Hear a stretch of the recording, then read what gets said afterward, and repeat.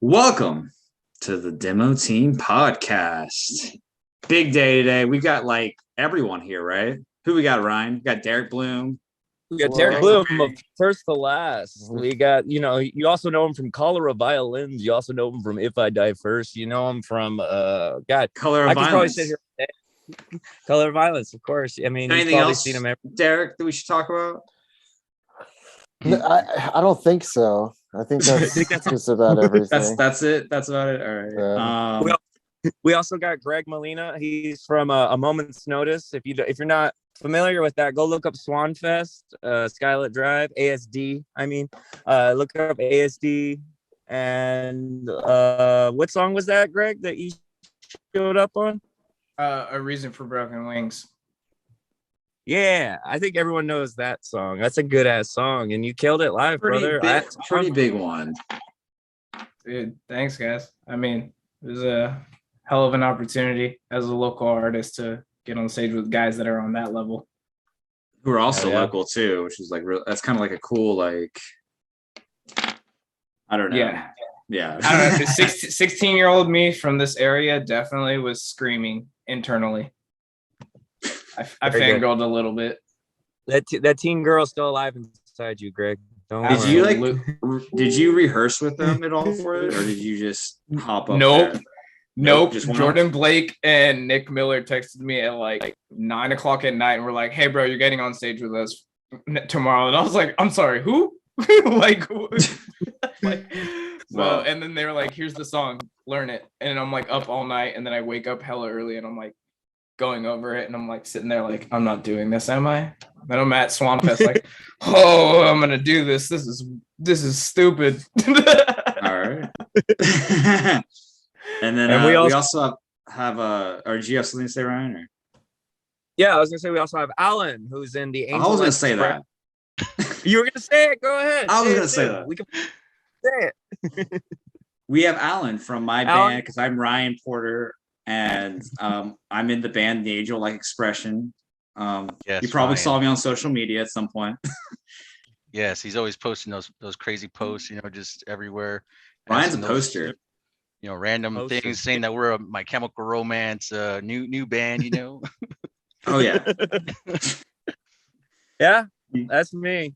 But we're all here today. We got everybody together because we're gathered here today to get through this thing called life. Yeah, hey, that's a Prince quote. That's good. I know it's a Prince quote. We've always told guests that have been on the show they're always welcome to come back. Derek and Greg both have been on the show. They've both been welcome back. Alan is a new guest who kind of has some experience with this little announcement because it's been like 2 months maybe, but as of today, officially we can announce that the Demo Team Podcast will be partnered with Ghost Killer Entertainment, which means that they will be giving us a little helping hand and getting our shit out there so more people can listen to us and like check out. I'm gonna pop this champagne real quick. Maybe. Oh, it didn't really pop. I'm gonna pop this water bottle right here. All right. Just imagine okay. I think we did. Yeah. Well, I guess it was. I think Derek opened a bottle earlier. He's there. I was like, oh, but yeah, we're cheers. I don't have. I'll yeah. Cheers. Cheers. Oh, Don Julio. Christ, Don Julio.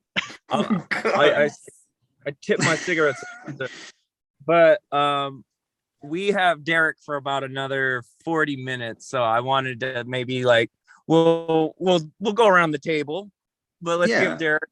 Let's give the drummer from First to Last, If I Die First, the avant-garde artist of Cholera Violins and last beat master of the Cholera of Violence some screen time. Yeah. So absolutely. Derek, you're playing So What Festival, bro. Tell us how that came to be. We've done a bunch of festivals with Zemer, he invited us out to Furnace Fest and we were, I think it was So What, or what, I can't even remember what the one I remember the one in Dallas last year, which was with Emo Night, which was an interesting concert to say the least. Yeah, for sure. Yeah, okay, that's what it was. But anyway, so he invited us out to this, and we had been, wanting to kind of play some shows this summer and test the waters, see where things were. This stuff got booked several months ago when everything maybe wasn't like all the way back open everywhere, or wasn't, so sure if things were going to get closed down or restricted again or whatever. So yeah, I don't know, we wanted to go out and play and test the waters and kind of see, What's Yeah. the vibe? yeah. You guys were gonna play on Silent Night, right? But you all caught COVID, correct? Probably. I know all of us have had it, I think, but it's Act at good, different just got it. times. Really? It's like Yeah. herpes. I'm just Yeah. kidding. He tweeted like Yeah. 2 days ago that he got COVID, and like a week ago he was like, I haven't caught it yet, and I was like, damn, that's what I did, and then I caught COVID. Yeah, it's that you can't say it out loud. Dude, I feel like anybody that talks about COVID, they're anytime during 2020 to 2022-ish early in it, we're all just like, yeah, man, that time vortex we all went through, and we can't remember shit for the last 2 years. Exactly. Yeah, it's all kind of a fucking blur, honestly. But I guess if y'all were going to play on Silent Night, y'all probably would have caught COVID there, because I caught COVID there. Yeah. Maybe because that's could have been one of the places, because that was my birthday weekend. So who knows? But it seems like thousands of people there might have done it. So yeah, for sure. People going I to guess it was shows. just bound to happen in this industry, right? Yeah. Wash your hands, people. Just like cover your mouth. If you feel sick, wear a mask. Like, Yeah. just help Just these stay guys away from out. people. Stay Even after away. COVID's over too, though. Just go get your shots or whatever. And just like, I don't know. Do your thing. Just stay healthy. That's all we drink water. Eat vegetables. Ryan.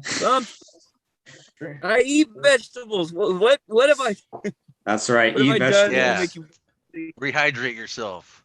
vegetables are dope. With Don Julio. So let's see. You also- what's the plant in tequila? It's like Agave? I don't know. Agave. Agave. You're right. I was gonna say anahusa or whatever, which is like the hallucinogen, but Ayahuasca. I will. Yeah, I don't know. Ayahuasca. Yeah, ayahuasca. Yeah. So I guess let's go back we're to not Derek, working though. on Like, this one together at all. What happened? I said we're not working on that one together at all. We're like, yeah, we know the thing. We're Like, not. Yeah, we all got different names for it. damn it. It's very regional, right? Right, yeah, sure. Yeah, we'll go with that. So By the way, Derek, where are we all at right now? Derek, are you in Florida or No, I'm in LA. LA? Okay, so I'm the only one not in California, I'm guessing. Yeah. you're on Yeah. a Cali First for podcast, last. baby. We all in that Pacific zone. It's daylight outside for us. Yeah, I think it's day. Let me go check. Okay, why did we both look over? It's still daylight-ish. We're like, Yeah, it's evening. it's still early. It's still early. It doesn't feel early when you wake up early. It feels late. And every day I start way too early. We haven't done an interview in a while. And so This is I very didn't have my time zones right. So I was basically prepared for this for like 4 hours. So, Oh, so sorry. I was like, oh, it's 2 hours. No, I mean, it's not, it's on me, because I was like, oh, I'm 2 hours ahead of Ryan, not 2 hours behind. So Yeah. it's okay. Cash But- usually sets up our interviews, and they're much more organized than me. But I'm a little chaotic being, so It's Yeah, all right. it's all good. But I guess Since let's we go have- back to Derek, though. Like, yeah. I was gonna ask. He has a string of shows also coming up, right? You ever doing like a little mini tour? Yeah, there's a festival we're playing in Ohio, and we've got some club dates in like Philly and New York, and I think Toronto, and a couple other spots too. So yeah, tickets are on sale if people want to check that out. There's links on Twitter and our Instagram and all that stuff. All right. Very cool. Little Midwest run, I guess. A little promo real quick. I mean, that's kind of what this is all. The whole thing is, I guess. We're all just promoting stuff right now. Yeah. Guilty. So Yeah. you also, Derek, you just released a new song through Cholera Violins. Yeah. The Waiting. Yeah. One of those two. What's that? The new song, and then before that, you just released another one. Like I want to say last month or the month before. You guys have been just songs month to month for Cholera Violins. It's just really dope to see. We have like me and Travis have been making music together, like kind of in that style, but in maybe different variations of it for the last like 5 or 6 years, Yeah. And so there's like probably like 100 demos or songs or things like in there, and like maybe most of them won't get used, but there's a lot of stuff that's like virtually finished that doesn't need much work to get finished. So we were hoping before to be able to be kind of just like releasing stuff constantly, but both of us are so busy with work and stuff that it's just difficult to do more than like one thing a month sometimes, so it is what it is, but there's definitely lots of material there and stuff, and lots more stuff that I'm hoping to release. And a lot of it may come out on the Halloween mixtapes and stuff still. Like that's kind of where I like to dump a lot of that the like demos that I'll just be like, I gotta quit fucking with this and move on, so you include like little teasers to stuff, because if you listen to one of the I think first Halloween mixtapes you guys do, the mixtape opens with a sound that the same If I Die First EP opens up with on No Serenity. There's a lot of weird little hidden stuff too. I always like going back and trying to rebuild like demos that didn't work, and turn them into something else and see if they work like that. And if you guys have never listened to the Cholera Violins mixtapes, there's a couple of them on Spotify. YouTube I think is probably the best place to find them, but that's not always the most convenient. Bandcamp has a couple of them up there. I think you guys have like a Bandcamp's like splintered about, but Suckmart, you guys, Leo shirt still, bro. I need a fat Leo.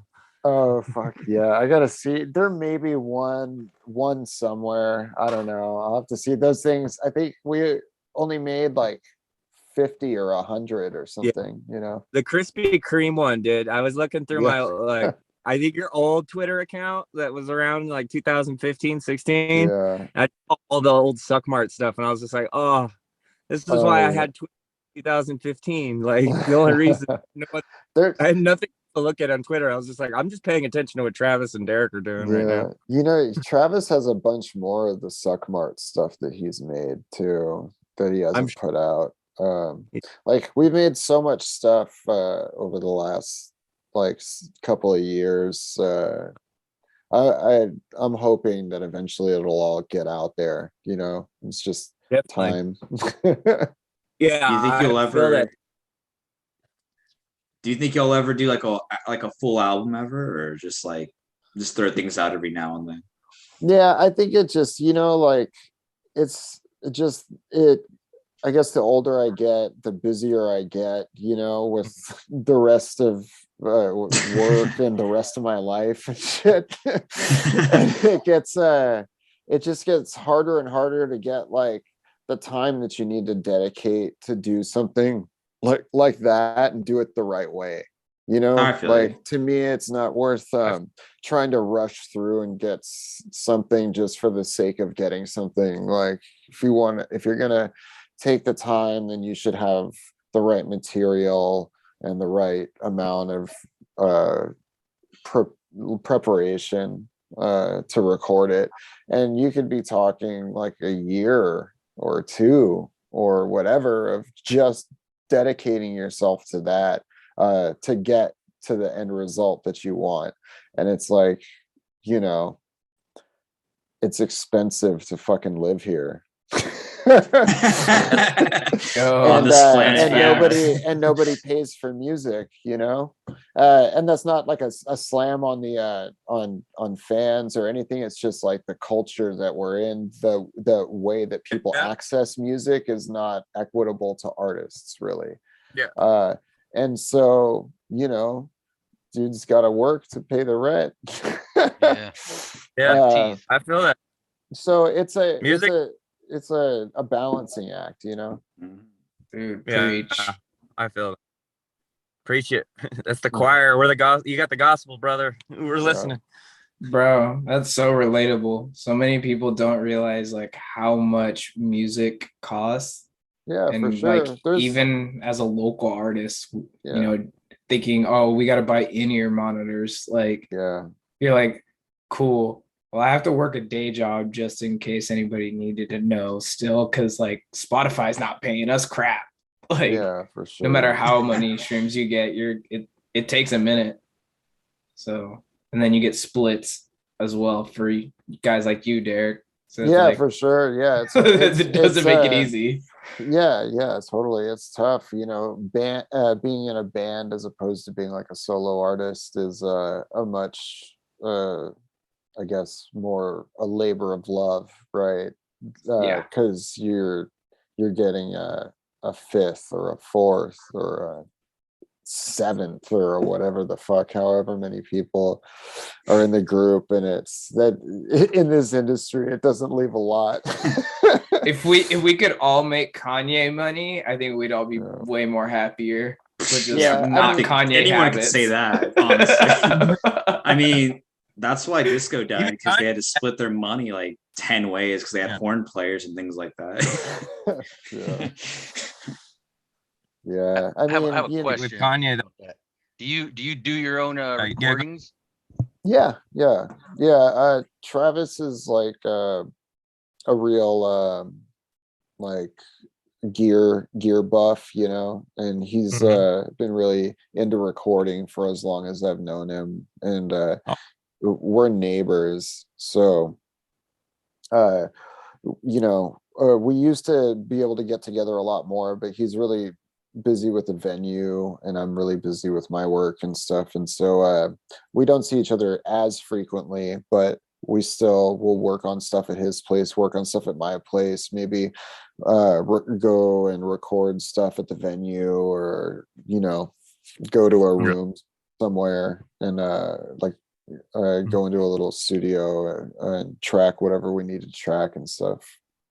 Okay, gotcha. Yeah, because sometimes for some people it's like it could also be like another expense, you know, just recording itself. And for sure. We're fortunate, I guess, that like you know, we have the know-how to do it ourselves, and the ability to, and we're fortunate to have friends that have some studios or some nice rehearsal spaces that allow us to use them, you know, and don't charge us really, or, you know, which is like a really huge thing, especially out here, you know. Moral of the story, guys, make connections. Right. Like network. Who you know. Dude, I mean, that's the realest like thing out of that whole entire thing is like, yo, like most local bands don't do that. And I'm like, bro, you need to talk to almost everybody in that venue, because you have no idea who's there. You're gonna find someone that knows someone, and you're gonna be like, sick, plugged. It's connections, man. You always gotta be networking, and just like careful how you talk to people, because you don't know who you could be talking wrong to somebody that could be someone very important. And sometimes you know, people talk, you don't want people talk. But alas, true. I think that's why it's very important. Like with the way Derek's speaking right now, like I've always gone out of my way to support the color of violence and color of violence, because I feel like that's more of a thing that's more directly associated with y'all, like in this current climate. Because I mean, Euthanize was on Epitaph Records, you know, and I believe from our last interview, you kind of like let us know that like you kind of own your music. So like, you know, the music you're releasing now through that project, like a lot of that, like, you know, if people were to buy it on Bandcamp or stream it, like that money goes directly into your distro Yeah. kit, not a record label's distro kit. Yeah. Whatever, you Yeah, know? for sure. Yeah, totally. Totally. Yeah. Yeah, sorry. It's I'm a good. little stoned. I'm trying to catch up, bro. I'm holding my phone right now. Let me catch up. I'm starting. I'm not meeting my end of But the yeah, bargain on this we're not on a label. We're self-releasing all of the music and stuff. So yeah, people that are listening are directly patronizing us. So thank you. So in regards to that, since you're like kind of independent, how do you get it? Like, is it just previous fans that just kind of follow you? Is that how you get your new promotions, or how do you go about that? You know, yeah, like we haven't really even done any real promo for any of this stuff. We've just been kind of more focusing on, I think, tightening up our method, you know, and Mhm. kind of getting everything just fine-tuned right now. And Yeah.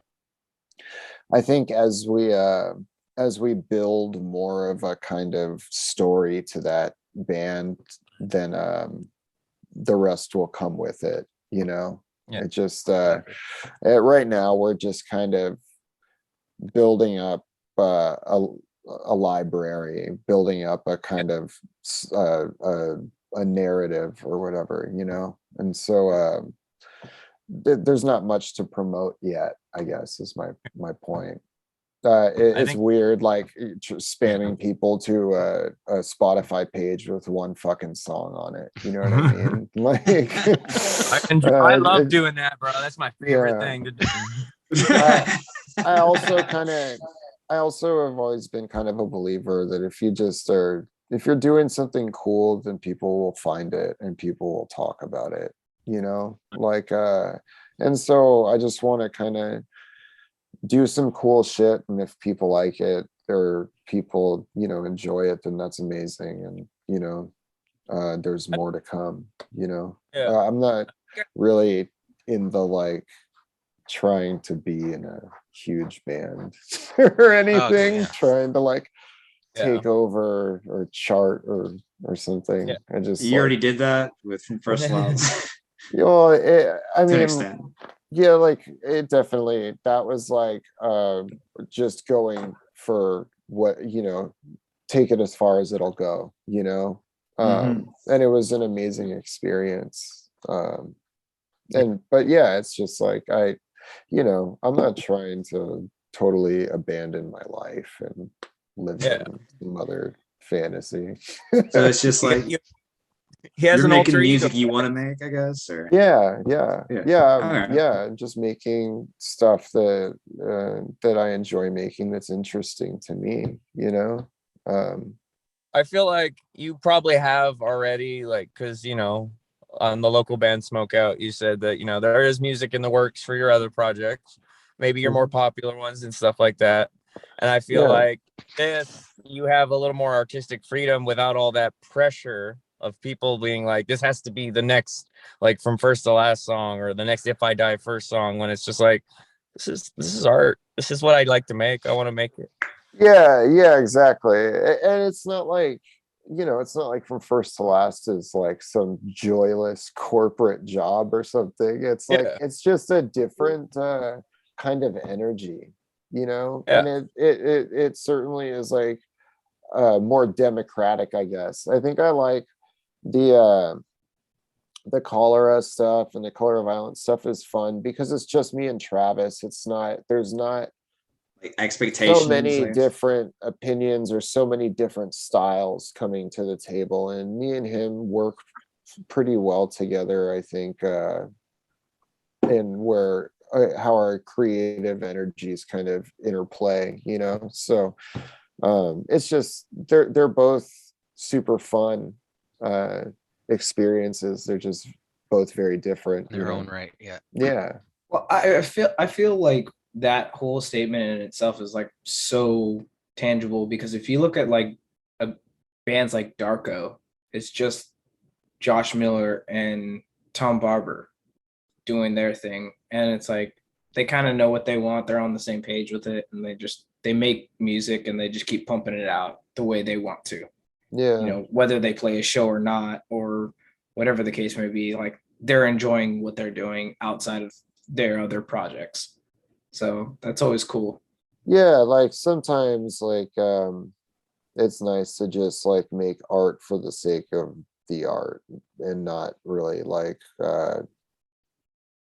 pay attention to the commerce, you know. Yeah, yeah. Like totally. but again too, that's like I'm coming from a place of having had the luxury or the privilege of getting to go out and play big shows and do all these other things too, you know. Like it's just I'm just older now, and so I like I enjoy privacy and shit like that, you know. Yeah. Dude. Yeah, because I feel like that does happen with like a few musicians. Because I've also met I don't know if you know Joel Piper from Confide. Same thing, same like him and the guy Trevor, like same thing. Like they went from that genre to being, which was like, you know, I guess it wasn't post-hardcore, but kind of. But they went from that genre to just kind of doing like pop punk now, and they're just kind of doing like more ambient stuff. So yeah, I for do sure. kind of see that as a common like thing where they just kind of step it down and kind of do their own thing. Yeah, and you know, like when I met all the guys, like I came from a very different like musical pedigree.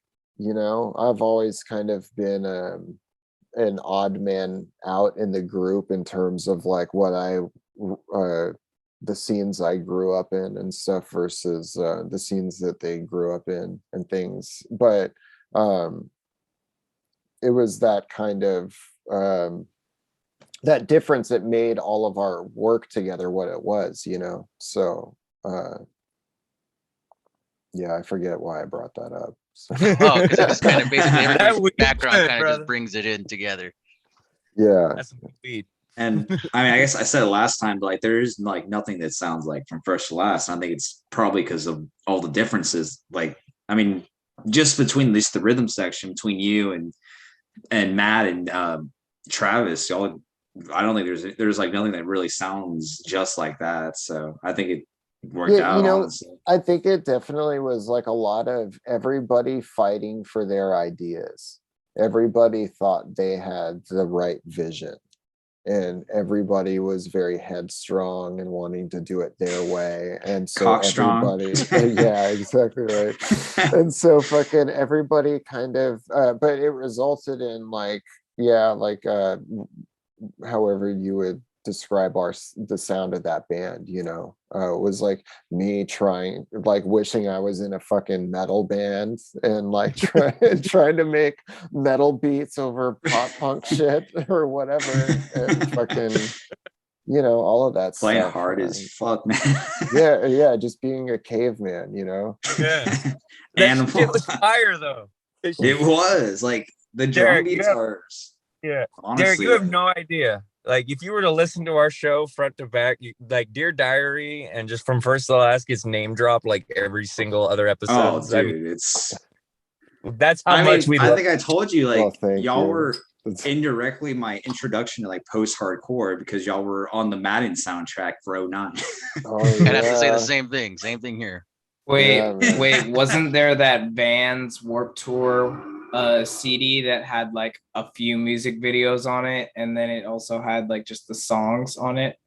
They had they had that Ride the Wings of Pestilence. Oh, really? Yeah, and it was like that was my introduction. Like everybody was like, "Oh, hey, like check this out," and I checked it out, and I was like, "Yo, that drummer has a fucking like hand like print on his face." And I remember that like clear as day. So now it's like I'm meeting you, and I'm like, "Oh fuck, like that's cool." It's so funny. That's my introduction. Yeah, you know, like what? So the story about that is like, when I was in high school, I played in a black metal band, and the guys that I played it with, like when we played shows, we would play in corpse paint and like all that stuff. You know? Sick. And I remember one of the guys in the band had been talking about how he wanted to do some corpse paint that looked like the orc makeup and shit from Lord of the Rings with like the bloody handprints on the face or whatever. And so when we were doing that video, I was like, fuck, I'll just do that for the video. And you know, ripped off his idea because our band had been dead for like 5 years. I mean, I dude, figured okay, nobody was it works. using it. It works, But, man. I it mean, was that's how I funny. remember you. So I'm like, oh shit, like that's cool. It's funny though. I don't think corpse paint works with that haircut, you know. No, it really didn't, but It just looks okay. really goofy, which is kind of like a lot of stuff I feel with that band. I look back and I'm like, wow, like I was a fucking dork. Yeah. But you know what? That whole era was like that though, like big hair, crazy, weird. Yeah, It was like for sure. another resurgence of the 80s, but like emo. Yeah. Yeah. Like Yeah, if the hair there's- wasn't big, The it was glam. weird. Yeah, for sure. That's crazy. Oh, man. Can I can I grab a I think drink I real think quick? that's kind of why it like coincided though, because a lot of our we kind of resonated. Gotta do Just give me like 30 But- seconds. I'm sorry. to finish my Right. yeah. Take your time. Yeah. Nathan. We got Alan and Greg. Greg, start dancing. I'm just kidding. This is fun. I'm having fun. Hey! Yeah. We gotta do a TikTok dance real quick, right? Al- I don't know how to dance. Yeah, we gotta do the TikTok dance. What's the TikTok? That's in our American Standards video. We got the TikTok dance. There's a TikTok dance But- in our American Standards. Did Oh God. we Yeah. talk about please. that? We I know. don't think so. yeah. Nah, I Sorry, hope really to sorry God about that's that. not the direction this is going because I'm out. We have a TikTok and I absolutely despise the fact that we have them. And our bassist always catches me doing the dumbest shit, and he puts it on TikTok. Like I had like these I was aux, on the his aux TikTok. cords, and I'm like, nah, putting them on my tongue, and I'm like just like rubbing them in my ears like Q-tips, and you know the feeling of Q-tips. You know, you're just like, oh, this feels great, and I'm just making those faces, and they put it on TikTok, and I was like, fuck me. I'm like, of course, I'm doing What? something stupid. What's up with the fucking the TikTok videos of the dudes that are just ripping other people's pants? Do you know what I'm talking Where they go about? from behind and like Yeah. grab them. I only saw What it the on fuck Twitter. is that? I don't use TikTok, but like, yeah, that's actually hilarious. Oh, TikTok That- is a weird piece. Like I've It used really is. it's so strange. Like I don't know what to do with I it. can spam on every social media and get some kind of result, but TikTok is just like Anti-spam. I don't know what it is. I can't figure it out. I can't. Did y'all Like, see? I could Did y'all see that one where like the dude busts through the door and he like throws the bag of money at his sister and he's like, "I paid off your student loans with my Yeah. dick," because he's on OnlyFans or whatever. Yeah. And then the Oh mom screams at him, my. "You should have used the money to buy a house or whatever." I haven't Yeah. seen that one. Yeah. Oh. I like can't stop watching. That one's hilarious. That's the world we live in now, gentlemen. That's Mhm. that's where we're at now. Yeah. Oh, Why are we in the God. music business? We should be in the adult film industry business, right? I know, degrade ourselves in a different way. Time Yeah. to start making adult film music. There you go. Pornhub. Pornhub. gets the score, man. MTV, get on that late night special, dude. You guys had it once. The music videos, bring it back. But Yeah, it's some the like- late He's night already ahead of special. us with that 80s porno music. Yeah, that cheap keyboard disco.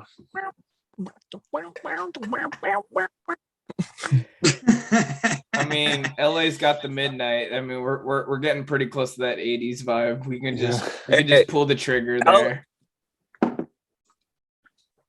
LA has a shit ton of good synthwave, and if you guys have never listened to synthwave is like the dopest shit EDM's got going on, and I wish it was a little more popular. I think Carpenter Brett or like Dance with the Dead, like that's like the most popular they got like right now. I think Kavinsky may be more popular. Yeah, Yeah, there's check out Kavinsky's like huge. a lot of Yeah. cool synth music Yeah, out right now. Yeah. There's a lot of cool dance music and stuff out right now. The best, Cholera the best- Violins. Fever, the greatest dance hit of all time. Tell us more. about your What- top song on Spotify. I know that one's a big hit. I mean, there's not, to be quite honest, I didn't have a whole lot to do with that one. So maybe that's the secret of its success. Yeah, but I remember us going back and forth on that demo. And he really I mean, he nailed the vocal, the instrumentals. Travis? Yeah. Yeah. Is super dope. Yeah, but I like I said, it's more his baby than that song is more his baby than mine, Yeah, Just, but like, I mean, click a it's a button. collaborative effort either way. Yeah, 100%. And I love that song, Mhm. I'm glad that people are digging it, and I think there's definitely more like upbeat stuff there. We just have a lot of everything. Yeah. So we're trying to kind of just put little tastes out of, I guess, all those, I think it was also the TikTok video or just like the Instagram Yeah, video that of the club. leather jacket. Yeah. That dude I- is vibing, bro. The thing is too, I've kind of always felt like all of this music, like all that cholera stuff, and even some of the like slower color of violence stuff, like the doomier stuff, all really needs like a visual companion to like Mhm. really do it justice. You know what I mean? Yeah. And so I'm al- I have some friends that I've talked to about doing some videos with and stuff in the future for maybe some new tunes. And I definitely think that that's a key thing, in getting And- people to hear it the right way or experience it the right way. I can see Nine that, yeah. sure. And like, if anybody like is worried about getting copyrighted strike, like I asked Derek this question the last time he was on, and he's like, nobody cares. Like, Yeah. just okay, make a sure. video. Like, if you're an aspiring videographer or someone that wants to make a music video, like those apps make it so easy. And if you want to just like shoot Derek a video, like he's gonna be happy to see it. He's not gonna copyright strike you, huh, Derek? Yeah, help yourself. I mean, as long as you're not like putting it in fucking clan rally videos or some other fucking horse shit like that. Yeah. Yeah. Like, Silence of the Be Lambs smart. kind of thing. yeah. At that point, I have a lot more questions if it ends up in those kind of videos. Like, For sure. I'm like, okay, so I don't think Yeah. I want you as a fan. Let's yeah, I let's think I need try to smoke a I don't lot want you as more a clan. weed and then think about what's going on right now. yeah, like I guess let's just as long as it's for something more artistic than something He wants you to put it in porn, is what he's saying. right. Yeah, I want those porn royalties. Hot. Hot. X video. Actually, that's interesting. I wonder if how everyone's like, can I put your song in a TikTok? Like, do people ever ask, like, can I put your song in an OnlyFans? Maybe we'll be that band. Hey, Derek, Maybe that's our Here's your free niche. promotion. Derek, you should upload a video of you just playing the drums to like certain porn scenes and just kind of like establishing like the rhythm of the like porn scene. Pornhub drum setting the intro. tempo. Yeah. Well, if I do that, I'll give you I'll give you an executive producer credit. Minus fee. Yo, that's gold. That is pure I'm being gold. an empire, bro. Greg Molina, we went to Cinepex Studio. I mean, I'm sure between me and Greg, like we could figure something out to get you that Pornhub royalty. Oh, Good dude, God. I can get real creative real quick. The thought though of being trapped in a studio just making that music all day long would probably drive me insane. Olivia does it all the time, so it's fine. I mean, it can't be any. Yeah, when you're in Weed, California, and you had to prepare for heroin and like split your hands open for the like. I think Yeah, it would that be like shit. the closest to that. Yeah, it'd be less painful than that probably. They'd be like, why are but- you playing so hard? This is porn music. Yeah, I don't know. Yeah, what kind of yikes. Things So that might- things are moving quickly, guys. This 30 is- second yeah. notes. Things are escalating. Hard. the This hardest build drum up needs solo. to be fat. So on cleaner topics. Yeah, off the porn. Oh man. I mean, porno grind. I mean, God gave me these nuts does have porno grind elements with that breakdown in there. Yeah, is that a legit genre now? Porno grind. Porno grind, yes. Yes, that's music with porn samples in it. Cool. Man, all right. I guess I think you guys are innovators at that. I think you're one of the I mean, I'm sure porn started in music. Yeah, just paving the way left and right, man. White gold roads, man. Oh, I feel like there's just gonna be like a Reddit sub forum about this. Like people are just gonna be like, "Yo, man, like, have you heard about this genre? Four on one. It's the shit. 4 guys on one." We're actually pivoting as a podcast more into that type of music from now on. I don't know if you knew that, Ryan, but yeah, I mean, Alan, Ryan's going to start working more in the porn scene. Oh, is he? Music wise and body wise. Yeah, saxophone guy just playing like saxophone, all like majestic. I used to with play hair. saxophone. You know the funny thing is every time. No, you look like you used to play saxophone. I did. I look like Kenny G, bro, for a reason. Every time I'm in the studio with Nick Miller and we finish up a song, he's like, "Yeah, that slaps ass." So I think that we're falling under that genre now. Like if it's slapping ass, then you're doing something Ass right, I guess. Was he specific on what kind of ass it was? Was it a woman's ass? You should have asked more questions. Nah, man. 2022, we don't ask questions. Exactly. 2022. All ass is ass. All asses matter. Don't ask, don't tell. Hey, Greg. Yeah. Greg, I have a question. Okay. Do you know the how the breakdown to Ride the Wings of Pestilence goes? Oh my God. No. Do you? Not by You heart. don't know Ride the Wings of, Yes, Yeah, I remember it. Barely. I mean, there you go. I'm saying, Derek, I'm a vocalist. Greg's a vocalist. Do you mind if we give you an acapella version of Ride the Wings? No, I'm please not. don't. Oh wait. Oh man. No. I never got to do my country version of it. That good. No, thank you, sir. Out of all self-respect, I think I'm Gucci I'll on hide that. you in my walls. Give the country version finally. Dude. Sorry. What is it? Fucking Punk Goes Country. Yeah. Yeah, then needs to happen. Oh, the at some cowboy point. Or country hat. goes punk. I don't know. Yeah, Either way, it'd be either the way. opposite. Country Goes Punk. Yeah, fuck. That's a weird one. Hey, Derek, can I ask you a question? Hmm. So from first to last related, whatever happened to John? I don't think I ever knew whatever happened to that guy. We ended up in a lawsuit with him, and damn. Nobody's really been friendly since. Oh, And that's pretty much it, really. So before I let you go, do you mind if I ask you a few fan questions real quick? Because we did have fans submit questions. Yeah. And that sure. last question was a bit of a downer too. So No, I know. Damn. Sorry. no, it's all good. People ask a lot.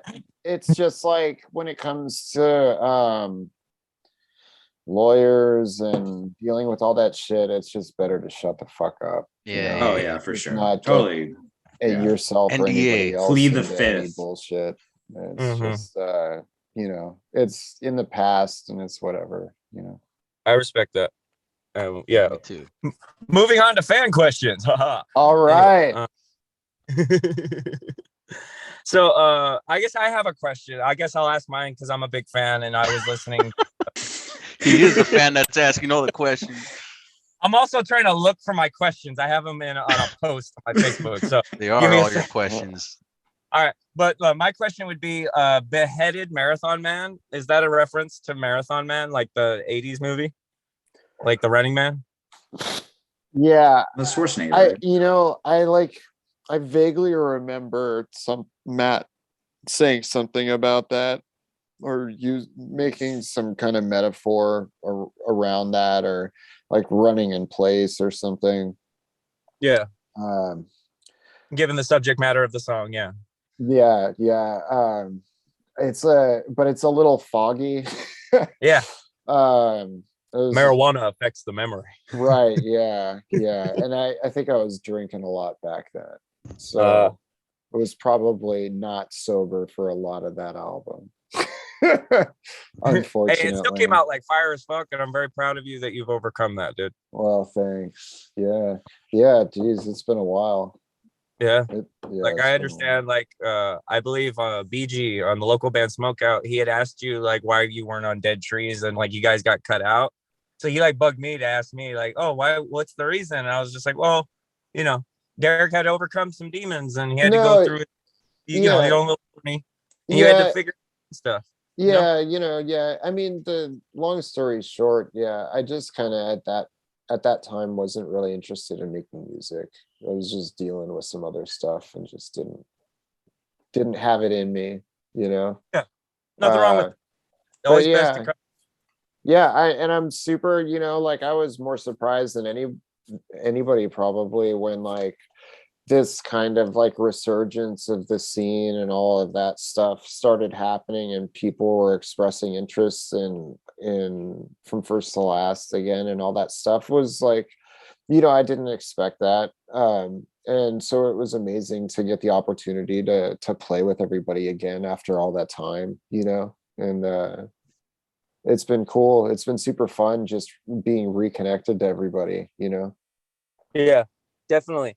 So my first question is he actually gave me a couple, but he's the homie from He Films the Clouds. This is Xavier Hernandez. He wanted to ask you one of I think it's like a 3-part question, just 3 questions. Anyway, given the amount of distinct subversion you are able to demonstrate in your overall drum style, for example, being able to pull off a 5-second drum roll in the second verse of Elvis Said Ambition is a dream with a V8 engine. Have you ever contemplated why your level of versatility has floated under the radar of alternate music scene compared to your contemporaries who don't necessarily take that sort of risk that you take? I don't know. I never really like think about it too much or anything. Like to me, like music is like a puzzle, you know, and it's like really fun for me to like be trying to solve that puzzle.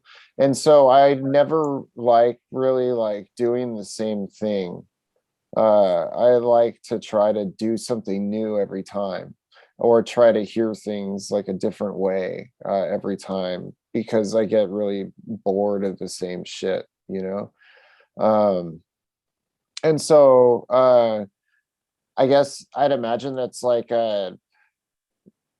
it's not for everybody, and it's also I think it's kind of more recent maybe that like more extreme side of music drumming has like really entered any kind of serious mainstream like popularity, you know what I mean? Like There's like a discussion of like the best post-hardcore drummers not appreciated by modern society. No, I mean, who cares, you know? I'm really like happy that that people like enjoy what I've done, and I'm stoked that there's other people that I guess like hear things a similar way that I do, or that enjoy just hearing my you know, hearing how I express myself, and I love that. But it does, like, I guess I don't really expect anything else. Like I don't feel like I'm underrated or anything, you know. Yeah, I think you of the people I talk to who are fans of you, I feel like you're always like at the top of the list of like needs to be properly rated drummers, because you're one of the sickest out. Well, that's really kind of you to say. I appreciate it. Of course. Xavier's second well-worded verbose question is, you have a very unique writing style that could be referred to as controlled chaos. When you're extremely busy in the mix, but you're still able to avoid drawing attention to yourself. Is this a trait that you unconsciously developed over the years, or has this been something you actively try to challenge yourself with when you go to the drawing board? Yeah, I think it's probably like a mixture of a bunch of things. Like, I am like a self-taught, and because of that, I kind of don't really play like very efficiently. I have to like, and because I play like more like a caveman and not as finessey like a jazz drummer or somebody like that, I would have to find ways to like cheat doing things because I didn't have the patience to sit and learn how to play double bass a different way so that I could go fucking crazy fast like the death metal drummers do, I had to just figure out what my limitation was for stomping as hard as I could. And then and then figure out ways to cheat that sounding more like, you know what I mean? Or ways that I felt like we're cheating it because I wasn't doing it the way that people I respected did it, and so I think it's like a mixture of that stuff, and then like just having a very being very ADD, short attention span, like always wanting something new, getting bored of doing the same thing. And so always wanting to be like, okay, well, what could I do here that would be cool? And I'll sit and obsess on it and think about things and just fuck around with stuff until I get to something that I like or something that surprises me or something. And then that's usually what I want to do, I feel like people undervalue the element of surprise in music, like sometimes when you're expecting it to go one way and it goes another and you kind of really feel it, I don't know. I mean, you could be a jazz drummer and you'd probably just be making porn music today. So Yeah. Probably I'd probably be making more. No offense to jazz drummers, this is a joke. Oh yeah. I mean, jazz drummers are amazing drummers too. Jazz drummers are like the best drummers, honestly. Like they really are. Like was Buddy Rich like probably the best drummer, right? Or is what people said. Yeah. I mean, it's hard to say. It's hard to judge anybody that was like dead before you were born. Yeah, different eras. That's true. I mean, I guess I don't know, like Neil Peart, like. Yeah, I mean, there's so many incredible drummers. Oh yeah. I mean, like you look at Clay from Polyphia, like that guy, he has a really like crazy way of finessing his drum set. Like I don't get what he does, but he blends that trap style jazz craziness that they do, and he just blends it so well that you're like, damn, that's tight. Like it's technical. It's crazy seeing young drummers now and how good they are. You know what I mean? Like there's like 13-year-olds that make me look like a fucking novice. You know what I mean? Yeah. And there's a lot of them, but it's amazing to see. Yeah. I mean, not to be like like an ass kisser or anything, but I think like Derek Bloom would be my favorite drummer because I don't have any drums, just isolated drum samples of any other drummer. Like I have, like I think I pulled it off when you were recording for Throne of the Wolves. It's called like Dur Drums. I literally use that and like fuck around with that on Fruity Loops just because like you drum insane. It makes me pay attention. Like, what's he doing? Like, that's I need awesome. to figure this out. Well, I appreciate that. Yeah, I mean, I think that's like the same thing I'm doing, trying to write with that is like, you know what I mean? How can I don't know. And what would surprise me? Yeah. I guess like it seems like a lot of drummers that they try to like blend in with the band, so they're not like trying to be out there, I guess. But you're kind of just like, fuck it, I want to be heard. I want to like, I want to be like. And like it's also too like everything I want to be in service of the song. I want to do it the way that I want to do the song. Yeah, and that's like what I got into. A lot of strong personalities in the band that are very adamant about doing it their way. Because Matt and Travis had a very strong vision that they weren't going to get sidetracked from, and all of that, and Sonny too, and it's just yeah, I don't know. I think like one thing like what you were talking about with like when you were talking about how you did your drums and shit. I feel like every member of From First to Last, because the way you speak on like, you know, how the creative process worked, I felt like every single one of you was like the lead, like drummer, lead guitarist, lead bassist, lead singer.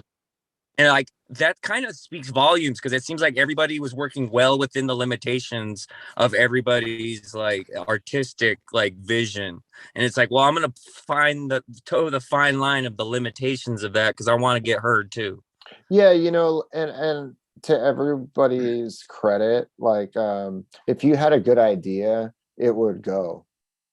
Like, yeah, you know, Matt wasn't a total dictator about shit. He was definitely the head writer, you know, and stuff. But he was very open to your ideas and you know, revisions and things like that, which is a great thing to have in like a writing partner, you know. Yeah. So before I ask Xavier's third college educated writing class question, Kyrie and Dolan's wanted to ask, what's your favorite color? I'm colorblind. She knows that. I'm asking. Jesus. I don't see any colors. That's me asking that question. The color of violins. Yeah. What is the color of violence? It's grayscale. It's the color of violins. Yeah, I Wait. totally asked. I don't know the have. exact Pantone number. Man, go to Home Depot and buy it. Yeah. Okay, so Xavier's next question. I think I have maybe one or two more left. Is there any artists or genre outside of the realm of rock that people are surprised to find that you take influence from? And did any of these artist genres that laid a fingerprint on any specific album that you've worked on? Yeah, I mean, you know, like I said, like when I met all the guys and everything, I was coming from a very different musical background. And I always, I mean, if you even just look at our music videos from back then, I think in the Note to Self video, I've got like a Cocteau Twins shirt on, and then other videos, I've got like This Mortal Coil patch on my jacket and stuff like that. Like I was always into pretty like more mellow, ethereal stuff, you know, or and not like just that, but just always was kind of into a bunch of other more artsy fartsy, like mellow stuff, you know. So I don't know if anybody would really be surprised at much anymore, because I pretty much just listen to the same kind of stuff, just maybe whatever new bands I find, you know. It's maybe some Russian dance music once in a while. All right. You know. Gotta have some of the unts music. Yeah, it's so good. Exactly. It keeps my like heart beating sometimes, you know what I mean? But Eric Snedegar, the admin of From First to Last Cult, which If I Die First track is the most fun to play, and does he and Travis plan to drop Tooth and Eyes? Oh yeah. Probably like man, I don't know. You know, it's funny, like what song is surprisingly really fun to play live is Secrets. But probably like the two most fun are Walking a Razor's Edge or the Nightmares. Yeah. Was the Razor's Edge, was that the first one you were on, like in the music video and on the track? I think the first one that came out was the Nightmares. Okay. And then Razor's Edge, because Nightmares is from the Split, and and the other one's from the EP after. And you were in the music video for the split EP. I was in music the video for Secrets too. video. Okay, yeah. But I I know- didn't play on that EP. And you appear in the Little Lotus music video, but do you Yeah, play drums? No, I didn't. He just he needed somebody for the video, and I was like, yeah, fuck it, man, I'll come do it. It was fun.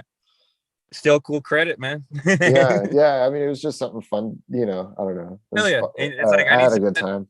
they're doing real quick. Yeah, help a buddy out. Please. So I got like a couple more questions, just like Yeah. this one's gonna be a good one for you because it deals with Uh-oh. an old friend of yours. I had Luis of Discord Theory. Yeah, Luis Geiler. He's gonna be working with Lee Dias. I believe that's right. Nice. And he just wanted some advice, like, what to expect when working with Lee, and like, like how to make the process, the best it can be. Any words of advice for Luis of Discord Theory? Well, Lee's a really incredible, really sweet, great guy. So, and he loves what he does, which is like a great thing. That's what you want. The best advice I would give is it's expensive to go into the studios, so make sure that you're prepared. Don't go in trying to experiment if you don't have the time to go in and experiment. Yeah, if you're trying to go in and do an EP, do yourself the favor and get all the experimenting done before you get in there, so that you have the time to get the right takes. Because really, if your performance is there, he'll capture it. Mm-hmm. Hell yeah! Sounds like a porno. Yeah. God damn it! God, that All came full comes circle. fucking full circle. Yeah. God, man. How long were you waiting to use that? I was just like, man, the way he was just describing, he's like, yeah, he's gonna capture your performers, do all the experimenting beforehand. I was like, yeah. Like a It's porno. like the Step new one. Apple reference, right, Ryan? Yeah, Fiona.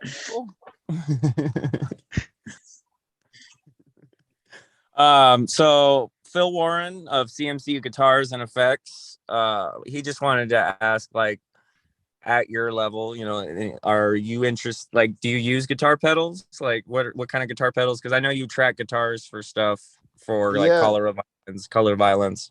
I think people would probably be surprised at how little gear I have. I've like, over the years, I moved across the country a lot. Yeah. And in the process, just kind of parted ways with a lot of my gear. Because it was just very cumbersome, and I wasn't, I was pretty inactive for a pretty long time. So I've got a pretty minimal setup now, and most of the effects and things I have are all digital. I would love to get into buying more gear and stuff, but as it stands now, I kind of, the setup I have is good for the space that I'm in. Yeah. Phil Warren of CMC Guitars and Effects. He made the Tom pedal, which is Thomas Eric of the Fall of Troy's pedal. That's sick. Yeah.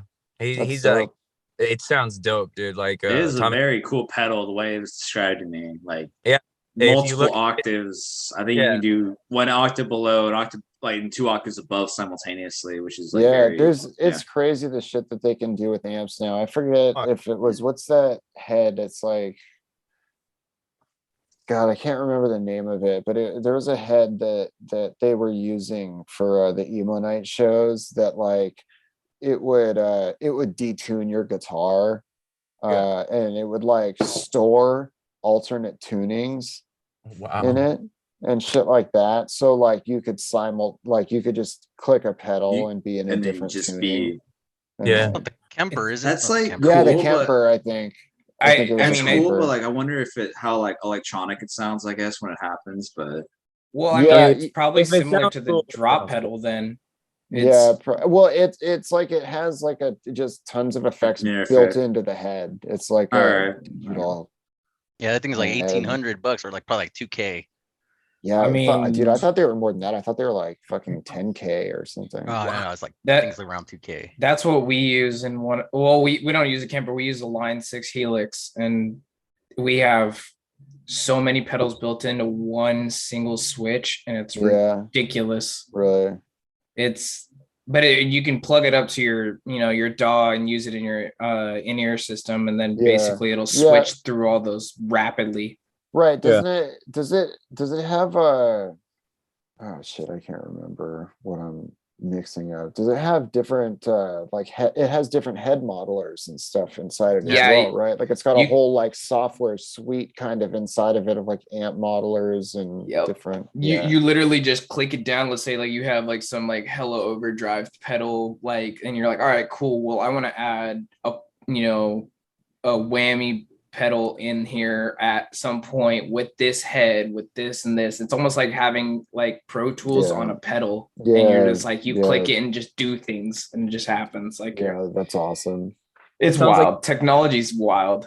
Yeah. It sounds like the Game Shark or the Game Genie of like It fucking ain't soldering guitar anymore. amps, yeah, pretty much. God dang, man, you techno nuts making musician being easy but expensive at the same time. Oh, I mean, Um, like, I remember when I was in high school, me and my dad like soldered an amp together, and it's like probably that's like caveman shit like now. And I mean, it was probably caveman shit back then, but it was still like, I don't know. I mean, you know what I I mean? Like, I miss that kind of ability to open up and repair your stuff, you know, like I mean- technology and stuff now is so small and compact. It's like, oh yeah, for sure. it's such a foreign idea to be able to like to know do how that. to I mean, open up your phone and just repair it, which is mhm. unfortunate. Yeah, I think it's a I little mean- time effort. Everything's accomplishable if you just gun for it. Like maybe a Well, YouTube video can teach me. I should be more specific. I accompany my dad soldering an amp together. I don't. You held the I flashlight. don't think I did nearly as much as he did because I have no idea how any of that stuff works, but he does to an extent. Yeah. But Oh, All right, I got I believe how many more questions? I gotta get going pretty soon. yeah, I got one last question for Yeah, you. you This got is it. Adonis Smith of But A what? Smith Photo. Adonis Smith of A Smith Photo Mhm. wants to ask, as a musician, what kind of advice would you give to photographers who want to take pictures of musicians? I mean, if you're going to shows and taking photos, reach out to the bands who you're shooting and send them some of your shots. And if they like your work, they'll probably hit you up when they're in town. You know, Mhm. people are always stoked to get good shots of the performance or good video and stuff like that. And Mhm. you know, it's always great to have people in town, you know. So I think if you have work that you're proud of, you know, send it out to the people that you're shooting and see what they say. Hell yeah. Oh, yeah. Time, Derek. It's always lovely to have you here, dude. And Yeah, thank you guys for having me. Yeah. Hopefully that was somewhat coherent. Yeah, I no, think that was actually a great interview, man. That was an Yeah. awesome one, and I'm Derek- glad you were here to help us with this big announcement we just made. Yeah, Jeez. congratulations on Hey, man. Thank you so much. your new venture, I guess, your new partnership. Yeah. Derek, it was Uh, a pleasure meeting you.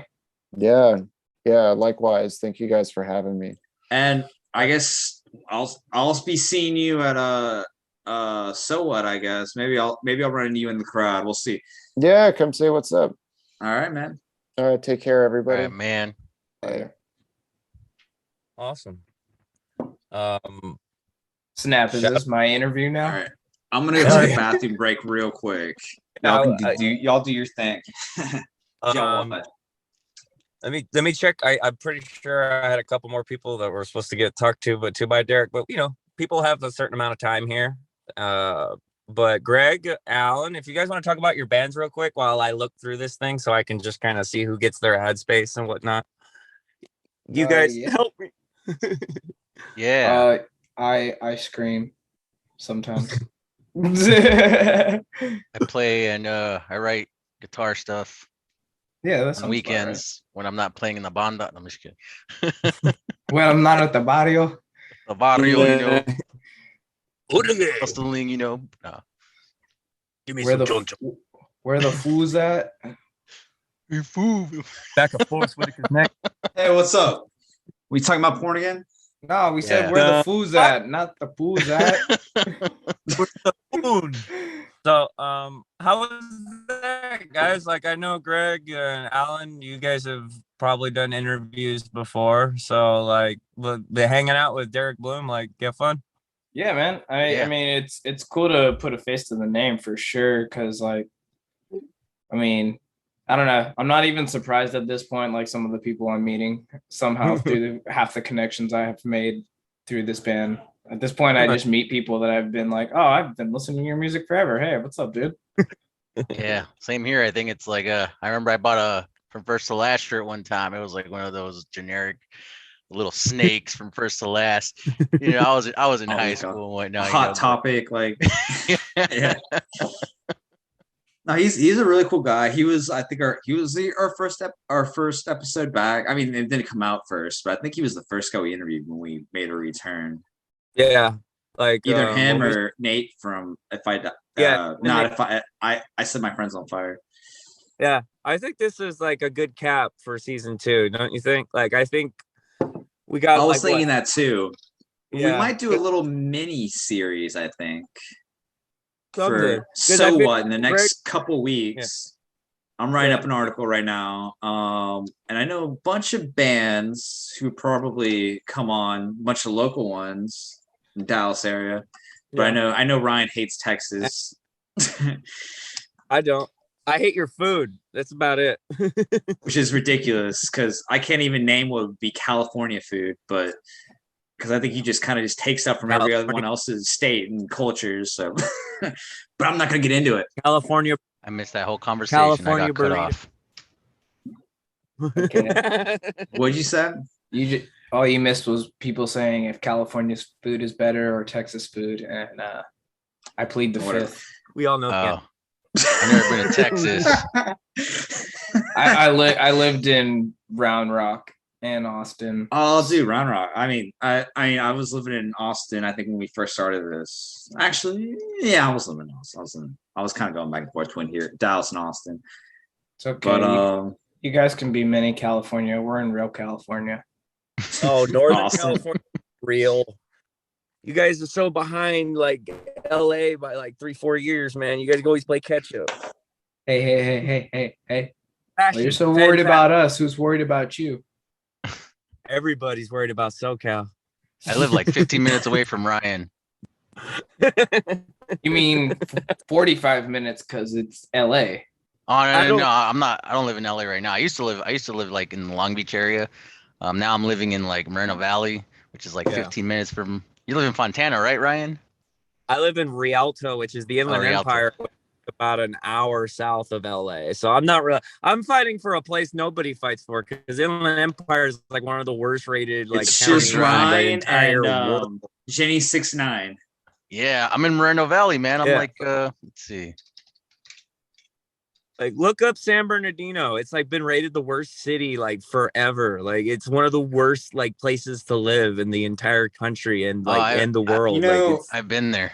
I don't know because I think Dallas gets rated It's- worst city, but for totally different reasons. yeah, Dallas. we have a lot of crime too, man. Well, But it's I not don't think necessarily. anybody Oh, can it's beat because Chicago. Dallas gets rated worst city because it's considered somewhat boring, but A lot of crackheads. that's Or, just I think in terms of crime, yeah, I think in terms of crime, like Chicago and like San Bernardino are like fighting like for like first place like a lot of the time. Yes, a nice battle of fisticuffs. Yeah, a lot of jolly gentlemen trying to like cross. Ryan's arms, you know? like in the Warriors. That's all it is. He is going through the subways and killing other I little met that gangs guy. and on roller skates and stuff like that. I met that guy, James I- Remar. Yeah, that dude's awesome. He was in The Crow too. James He's Remar? like a sample. Yeah, Actually, the guy from it's really funny. Ajax.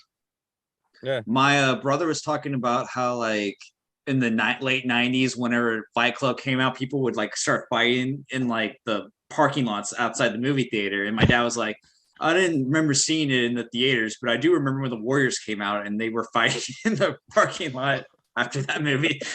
Freaking movies.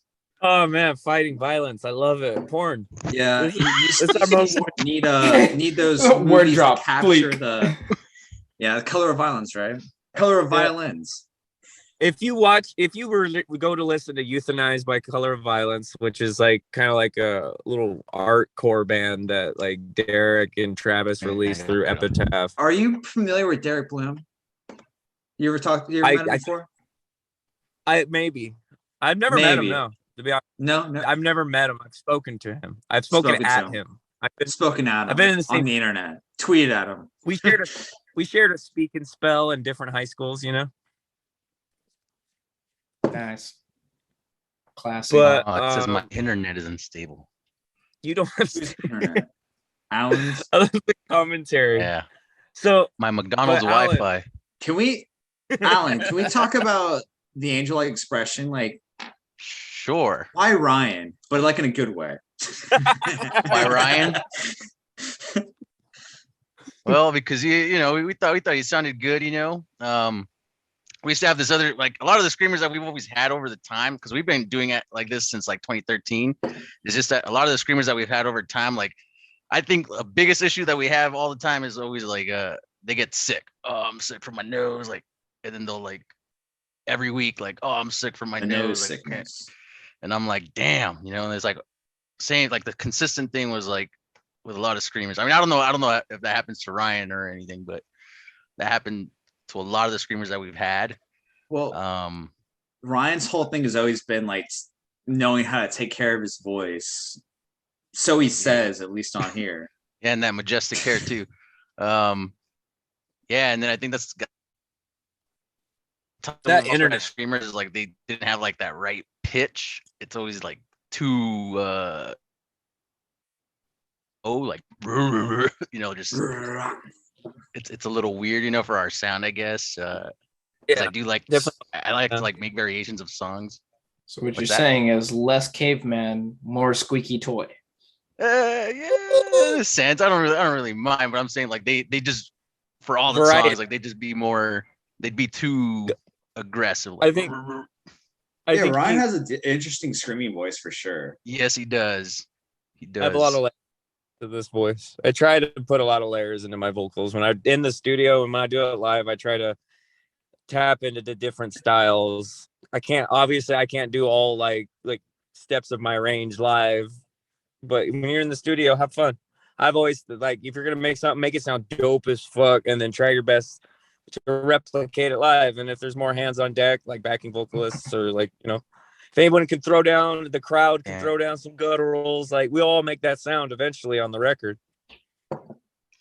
Fair. Yeah. I mean, he pairs it well, and I think that's kind of something that like I really liked when he was like doing some of the songs that we had. Like, well, he did the most recent one was, man, he gave us like a lot of things to work with. A lot of the screamers that we've worked with, like I'm just gonna give you this one thing and then that's it. Like, even try to give you a variation. It's just consistent, like just one track. This guy sends us like, I don't even know.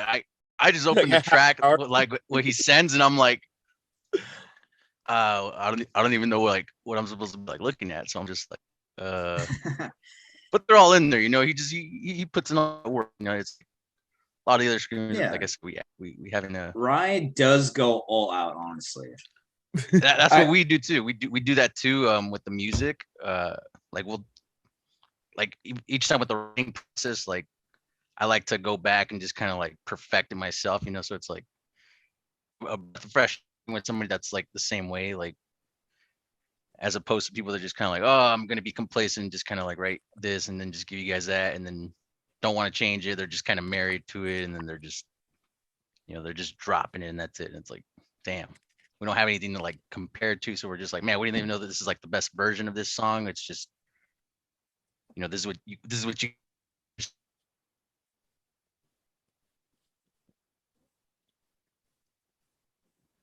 I getting cut off? Damn it. Yeah, you keep getting cut off, but it's cool. I like. But I think we got the sentiment, I guess. Yeah, Ryan kicks ass. Sometimes. I think my McDonald's Wi-Fi is right now.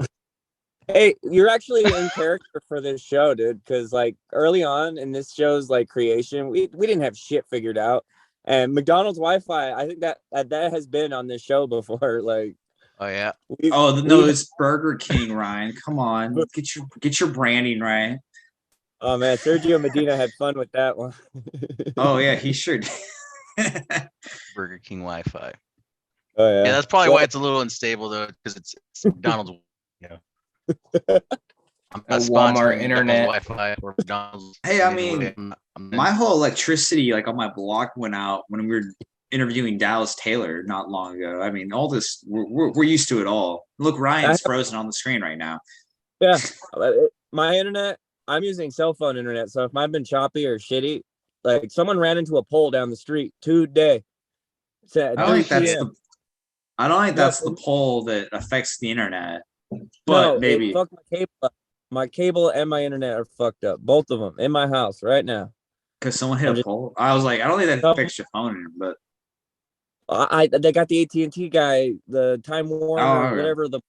He's working on the transformer. I mean, they got to connect to something up there for the Wi-Fi. I don't know.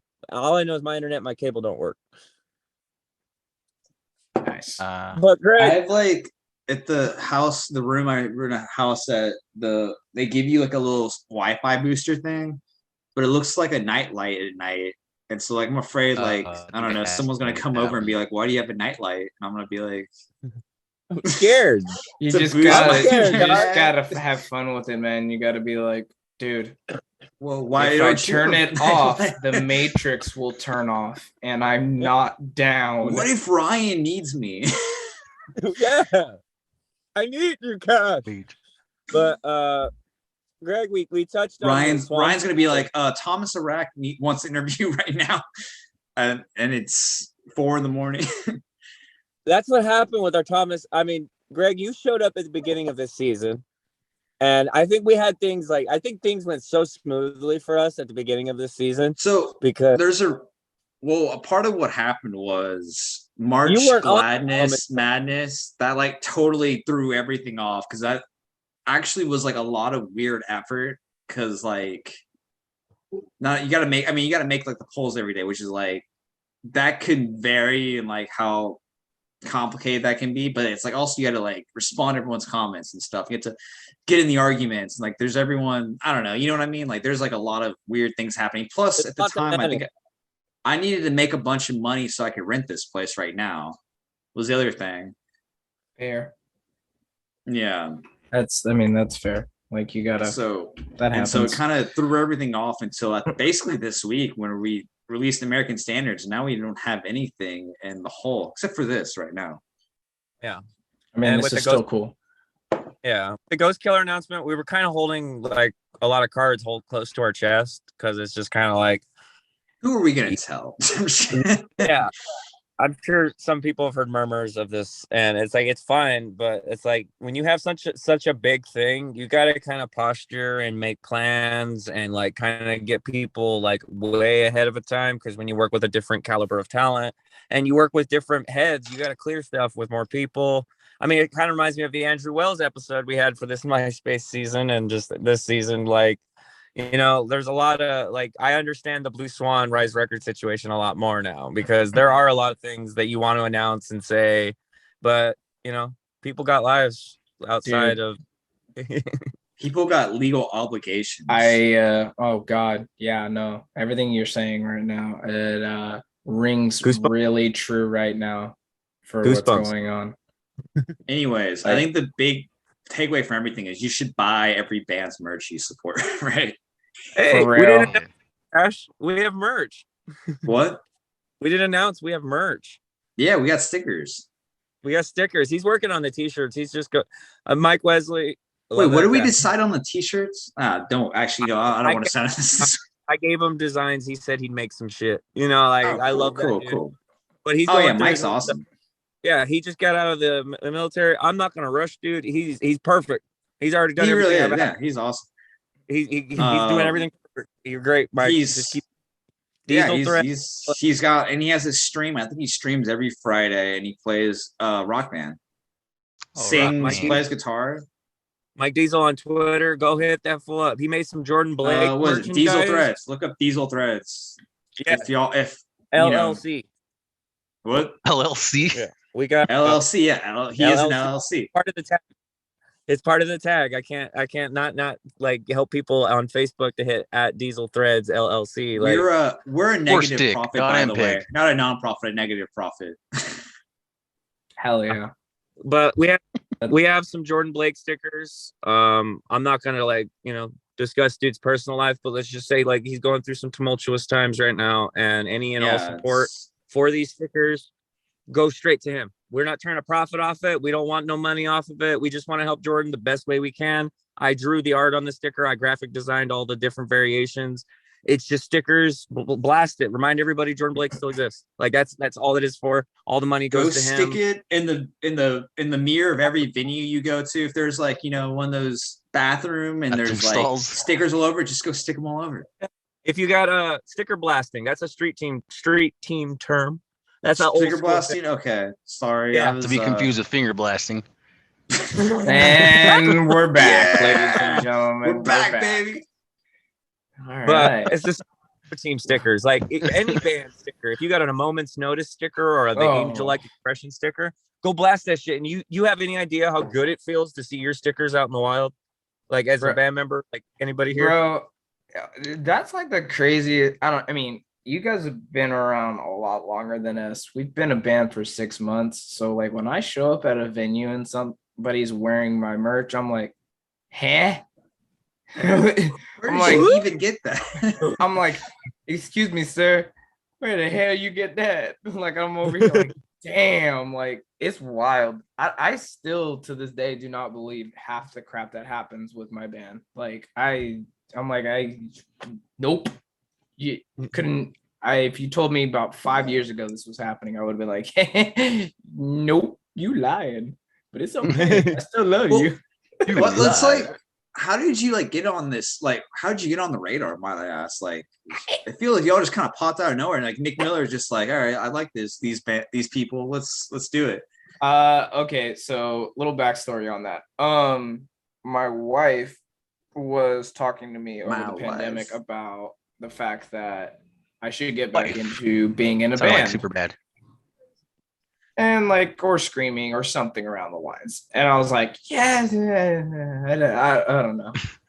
And then I'm like, I kind of brushed it off. And then Jared, the original vocalist of Suffocate, a good friend of mine, was like, hey, dude, this is dope. This cover is sick. Because I did a Lorna Shore Into the Hellfire. And he was like, what are you doing though?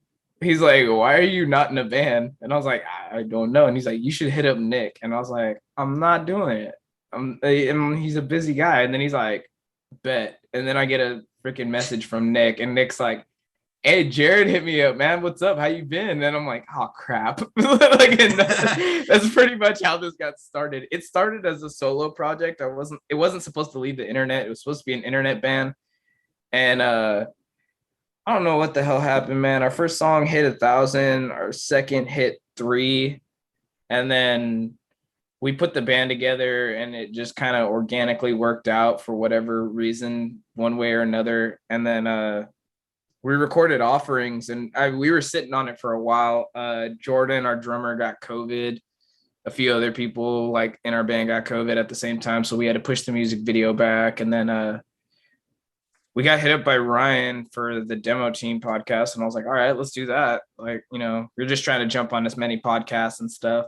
I don't know. One thing kind of turned into another, dude. We released our music video on BVTV, and I mean, we went from 3,000 for Endless Waltz to 12,000 plus, streams for one song as a full band. And I think that contributed to a lot of it, plus a lot of people like sharing it, and the rest of the members and all their family and friends. And then I got on stage with the Skylight Drive at Swanfest, and yeah, pretty much after that, dude, I don't really know how to explain it. We have a show in August and we're burning through tickets at this point. Yeah. Like it seems like it's just happening overnight. And another cool thing, you're playing with Dwellings. Isaac's been on this show. I tried to get him on today, but everyone's busy. So, You're Yeah, just hitting everyone up, honestly. But dude, I are had this. y'all thinking about touring it all? Busy, though, so or- I just have to get Yeah. It's just Alan. So there's some things in the works right now. For tours, I can't really talk too much on it, but we're taking a pretty professional approach on everything now. It's kind of weird. We're in this weird stage of our band where I feel like we're local, but we're not local anymore because we are going to be flying out to the East Coast for a one-off show, a possible US tour next year, another tour later on this year, hopefully that goes through. Like they're all in the planning process, but we've been hit up for them, and a lot of out-of-state shows and stuff. And I don't know. I don't really know too many local bands that are just going and being like, "Hey, peace out," to their hometown, and they just dip out and play other cities and venues and other places that are outside of their local, area. So I really don't know what's in the future for us, but I know there's a lot of stuff in talks. Yeah. Have you guys tried doing that show? No Cover? It's like a Netflix or YouTube. I don't know what it is. Oh, the no cover thing? Yeah. Yeah, my wife and I actually watched that. So okay, here's the funny thing. Like all of us, we really, because we just got our entertainment lawyer working on all of our copyrights and stuff like that because of just the exponential growth that we've had. We kind of had to worry about the fact that like if another band tries to come along and say like, oh, we're a moment's notice or something like that, like we just don't want to deal with any of the legality issues of it. I mean, that's a big topic for a few things going on in the music industry. I won't get into that, but like that's been a thing for a while. So it's like we just kind of like took that step. I don't know, man. There's so many elements to this. It's really hard to like kind of like say like what's gonna happen or what is happening. Good problem. That's a good problem to have, though, I think. Yeah, I think we're kind of trying to low key stay off the record label radar at the moment. We want to be recognized by them, which I'm pretty sure somebody at Swanfest talked to somebody at some point, but I don't know. I think we're trying to do a DIY for a little bit unless something really good comes across the table because we're self-sufficient right now and we're making all the money ourselves, like kind of like how Derek was talking about, like he does his music and like there's nobody really splitting. There's we're not having all of our money go in different directions. Yeah. So if we can, we're buying our tour van and stuff like that later on, probably during summertime, early fall. So it's like all of our merch is in-house, all of our marketing is in-house, management, producing, all social media platforms, all that stuff. Like we all handle it outside of our crazy schedules. So it's like really if a record label came across, like it would have to be something that's like actually like a somewhat good deal because like as much as they're helping us out, like what are you actually doing? Because we kind of do it already for ourselves. Not like dissing on record labels. Like I'd love to be on one, but the offer has to be right for sure. Oh, of course. Sure. So I think because I spoke to that to a guitarist from Carnifex recently because one of my friends, he hands with them. His name is like Jake Anderson. He said the same thing. So he's just making like, I guess like the kind of music that you hear like in WWF, like the rock kind of music. So that's like very different from like, from like that. I don't know if you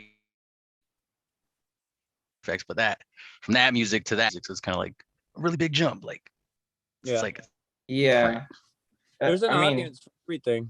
Yeah, no, there's totally is. I mean, I freaking got my throat blasted and was listening to the Midnight and like Still Night, like, and people were just like, "What?" I'm like, "Yeah, man, I was vibing out to synthwave pretty much," and people were like, "All right, And I'm like, I think that's how. I believe that's how you and I like hit it off at first. Like back in January, I want to say December, when I started speaking to you, because we had Jordan Blake lined up for a second episode, and you know, I see Nick online all the time, as always, because Nick's a busy guy and he always advertises. And I saw that he was advertising you guys, and I really liked your, Endless Waltz. I like that reference, Gundam. I'm a big Gundam guy. yeah. But Oh yeah, I G think Gundam's one the thing, best, right? G Gundam, yeah, that's my shit. The Gundam Wing is dope too, though. I'll give that one credit. Yeah, you Zoids gotta is that whole song was talking about the main character dealing with PTSD, something that Yeah, is very, very close to me. And he is so wrong. like when I came out with that song and people like, I was on tour with Dwellings running tour management and merch for them.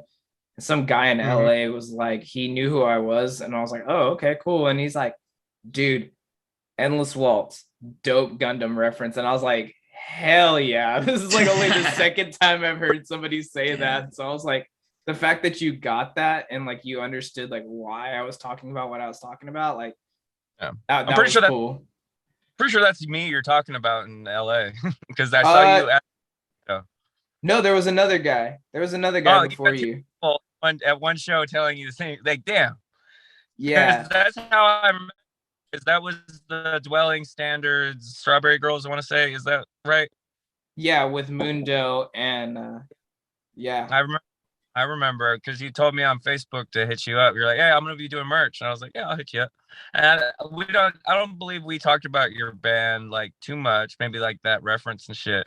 But I remember hitting you up in around like January, December to get you on here. And I was just like, I've always kind of like just the way you carry yourself online and just how like, just listening and seeing what you've done. Like I wanted to have somebody like, because we always try to like, we don't want just like from first to last. And I set my friends on fire on here. We like helping out bands that like got the chops to go somewhere and just like do something really cool. We can't get every like local band like on here, but something about you, maybe your connections, maybe just the way it's Maybe packaged. we could though. I'm saying all together, because we had Jordan Blake on like a year before you would even come on. So it's just like I kind of like it makes you pay attention to the people that they surround themselves with, and just the way they believe in you, like kind of like open my eyes and having you on here and just like seeing how you carry yourself. Because that episode, that's like one of two episodes I've done solo, I believe. Like I did the Resilia episode and Moment's Notice, because I believe Pash was busy trying to make that money for the apartment. But that was one of my favorite episodes this season, because it was just like you and Jordan were really cool people. I got that awesome like fly on the wall like Cinepack Studios like behind the scenes thing, so it was really cool to like get to do that. Like, yeah, man. I'm honored to like be a part of like any podcast. Honestly, I love talking about like the music and what we've done, and I like to pride myself on the fact that like I'm carrying myself the way I need to, but I think it's just a lot of like the mentorship that I've gotten from Nick and other people in the music scene.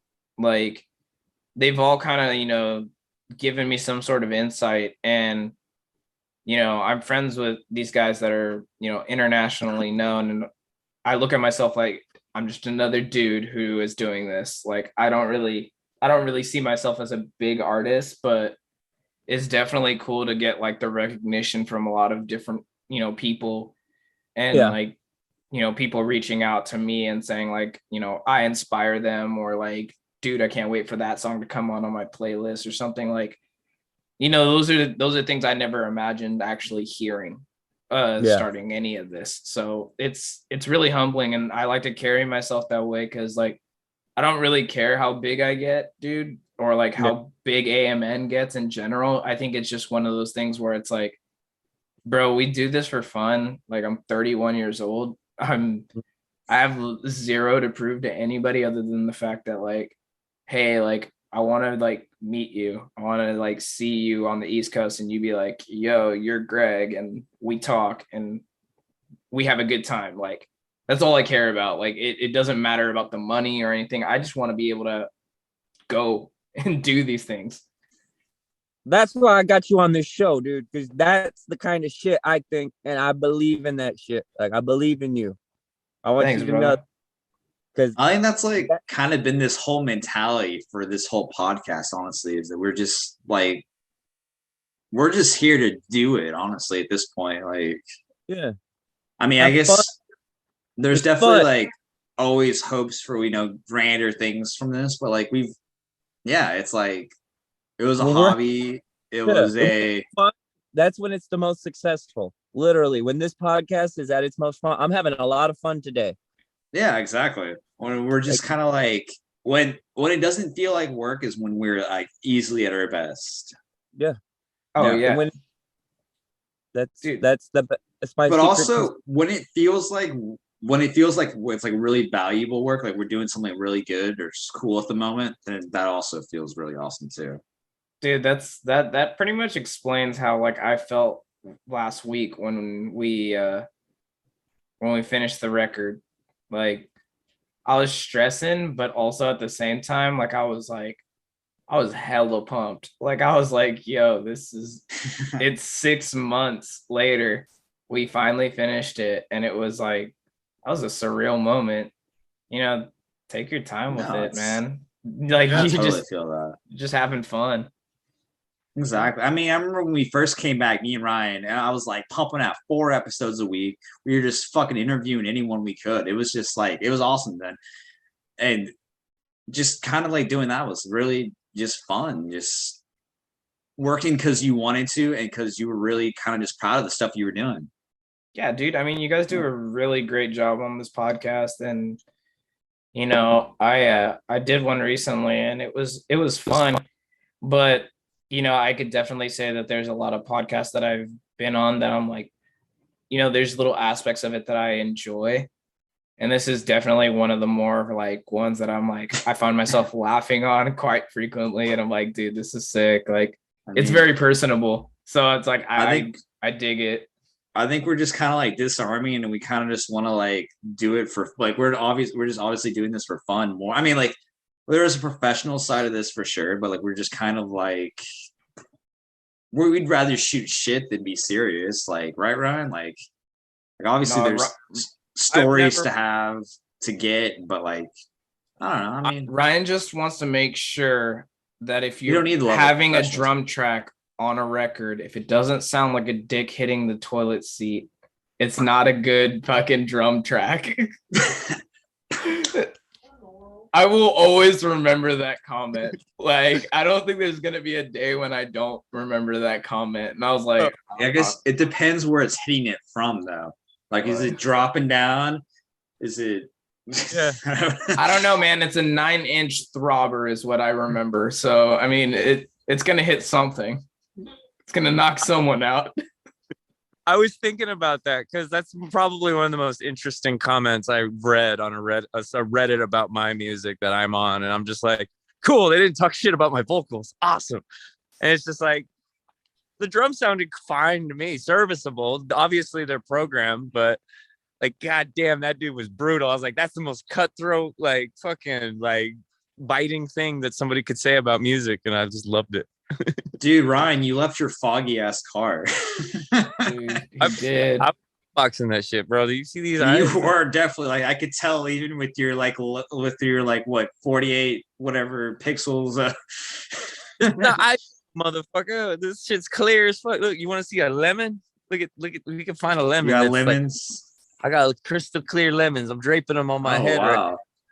Those I don't mean, I'm look more like of a lime lemons, guy, buddy. but that is impressive. You got produce growing. Limes, they're just not ripe yet, homie. That's all. You know, you're right. You know, there is a lime season. It's in the summer. And I know that because my dad will be like at the beach or pool and he'll be like, you know what? The price of limes right now is really good. And he says it every year. And I tell him, hey, you always talk about the price of limes at some point in the summer. And he's like, I don't think so. And then, but he still always does every year.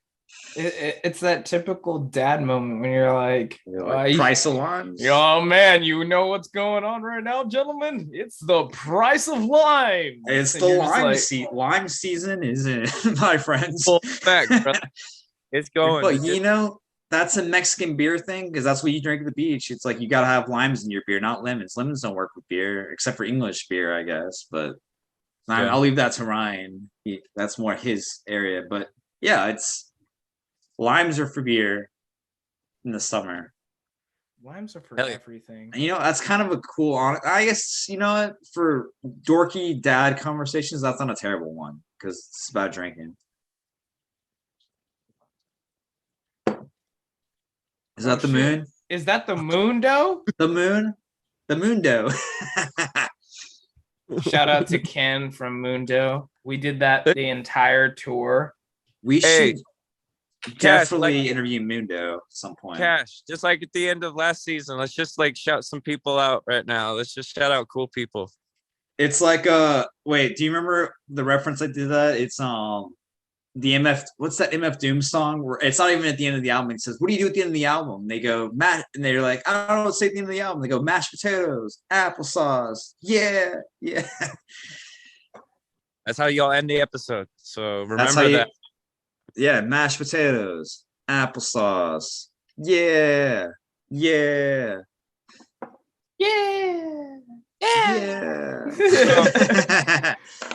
Alan, do you have any people you want to shout out? Because I mean, you guys in the angel-like expression. Well, you know 'cause what? Have we I don't think we've given the angel-like expression that much like time to talk about either. Yeah. Do you want to like talk about anything real quick? Please, I'm in your band. I can only talk about so much. I mean, I know you guys had Turtle Dreams on Ghost Killer Entertainment, who are now signed with. It's so great. Oh, I mean, it's a partnership. The partnership. Partnership. We're holding hands together. God, that's a hand.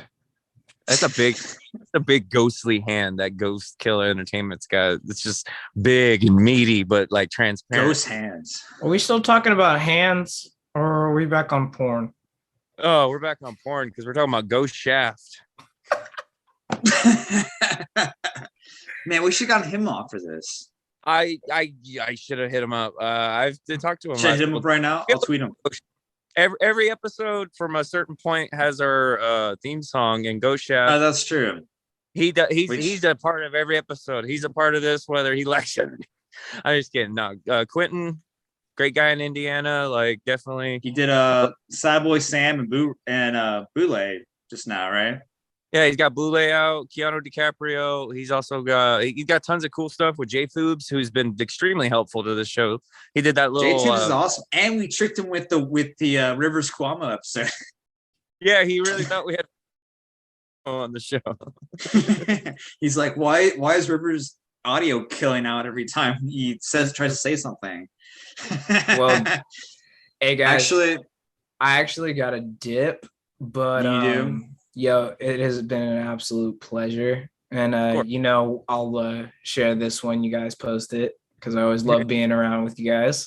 Of course, man. And everybody go watch that A Moment's Notice behind the scenes at Cinepax. Like me and my homie Michael, as we went out there. That was a great video. That video is fun to watch. I have so much more footage. We got a part 2 coming. Don't worry. Oh, God. All the weird crap I'm doing. Oh, God. Ryan is going to do a whole like documentary for A Moment's Notice. This is going to be like, how many times does Greg roll around on the ground?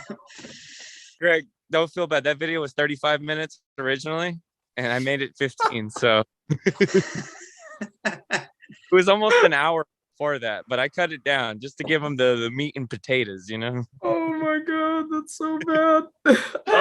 Oh man. You were. Hey, All Story of right. the Year got famous off that shit, dude. Assassins was the shit. Skylar Drive had tons of weird videos like that. Hey man, it works. All right, guys. Hey, pleasure meeting y'all. Of course. Thanks, brothers. Take care. Later. Great finally meeting you, man. Come You too, back bud. whenever you want. Oh yeah. Anytime you guys invite me. Yeah. Hell yeah. Whenever Later, you guys. want. You don't even have to just show up, bro. Oh, okay, cool. We need that code. Wait. See you, boss. Alan, you still with us? Greg is the new Kramer. He's just gonna show up whenever. Just burst through the door. Bro, I look like I'm in a fucking like a cinematic movie right now with this lighting. Like I'm at golden hour right now. Yeah, give us the lens flare real quick. I don't know. You got a good like horizon. I don't think you got this lens flare. I don't think the sun's out to do it. Horizon.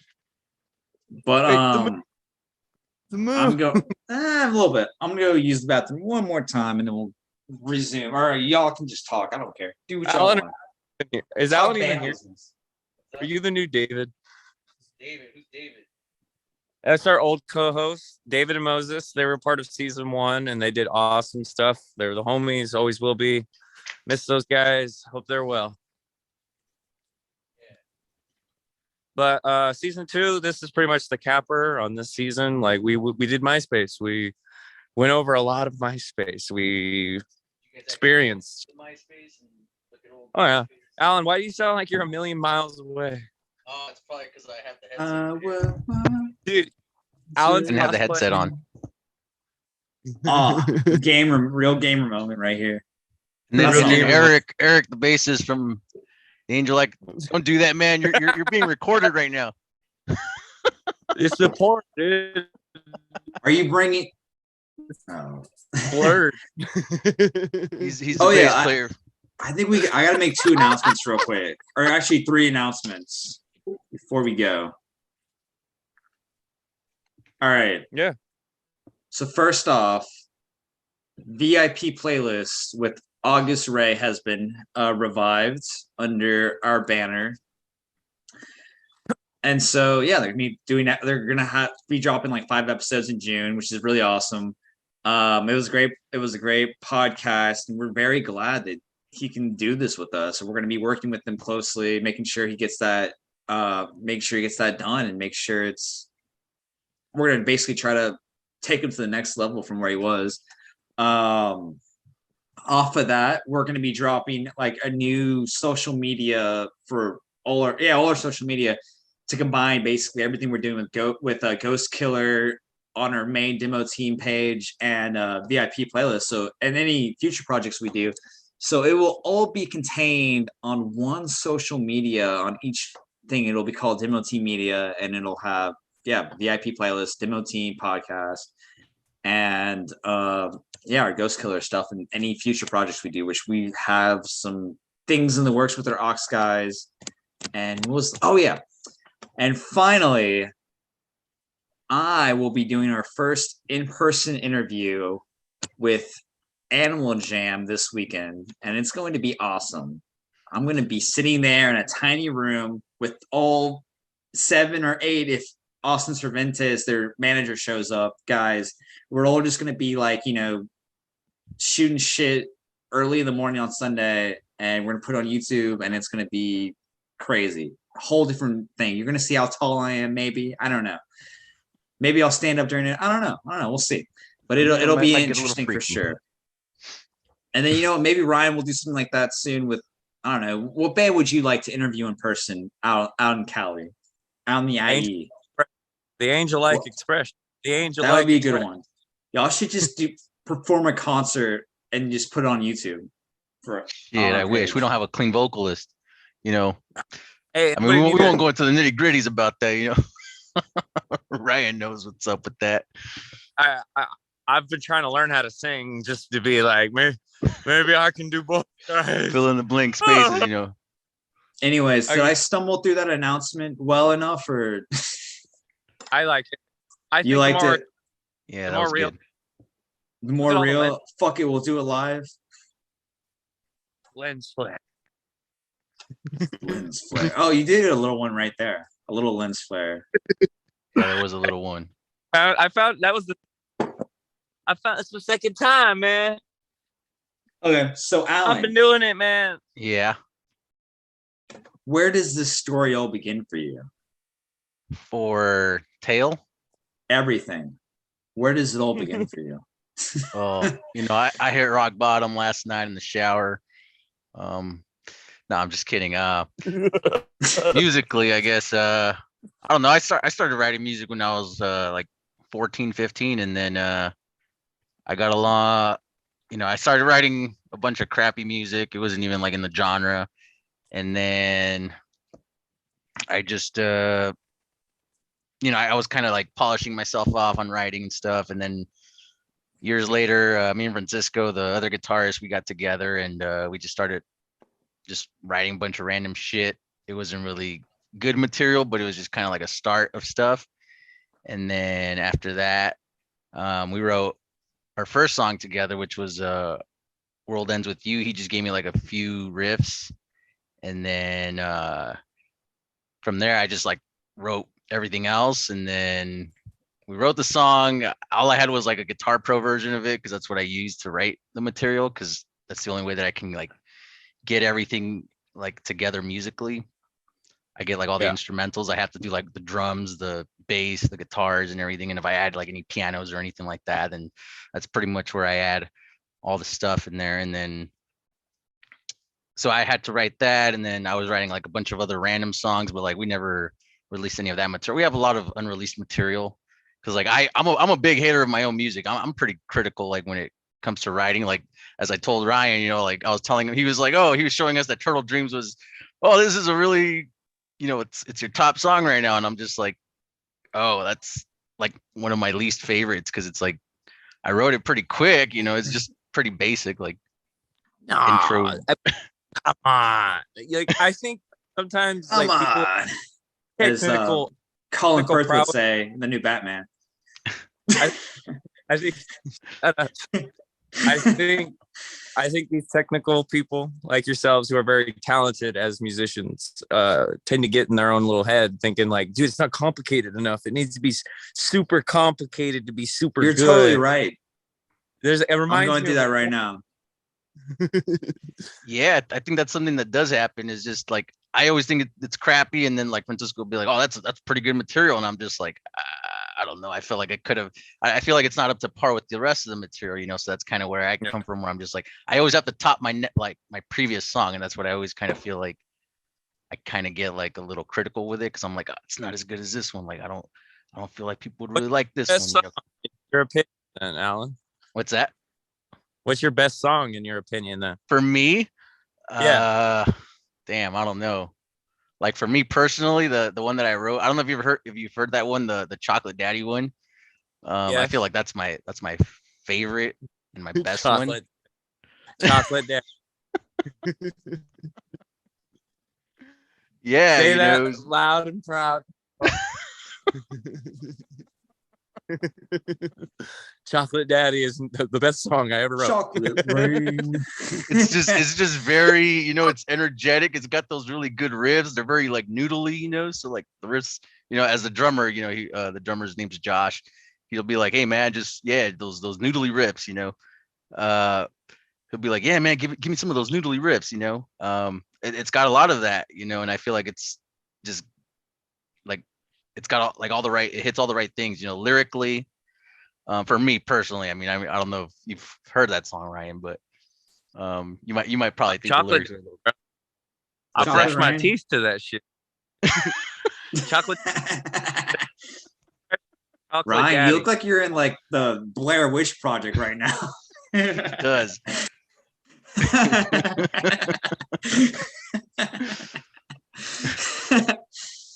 Oh my daddy. But yeah, that's my favorite song. I don't know.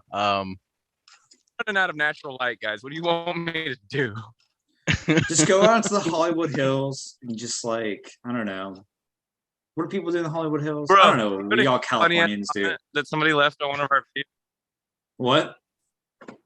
Cash, do you want to hear a funny ass comment said about What the Thomas is it? Eric interview? The Thomas Eric comment about They it? said, like, you know how they made a comment and it was funny as fuck because I say like, oh, the ad space, this is to help pay the bills, keep the lights on, and I'm doing the interview in the dark.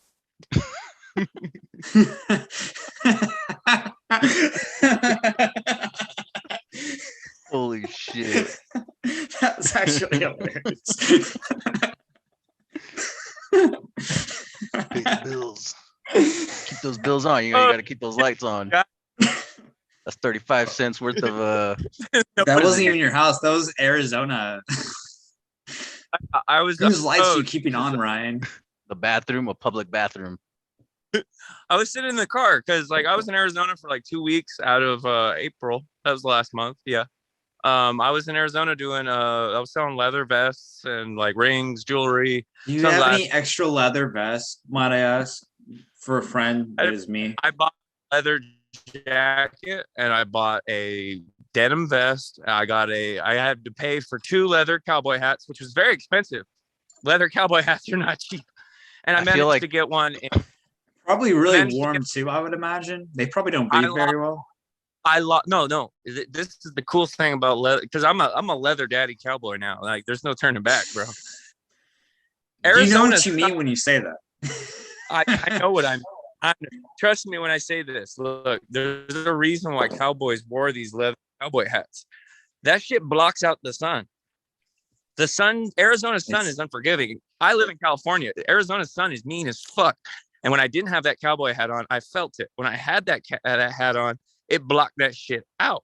Damn. I feel like my skin would turn into leather if I go to Arizona though. So bro, look at I aged. Like the last time I was on this podcast, I looked like a healthy 20-year-old. Now I look like I'm on the brink of 40. Like, look at this shit. Like leather.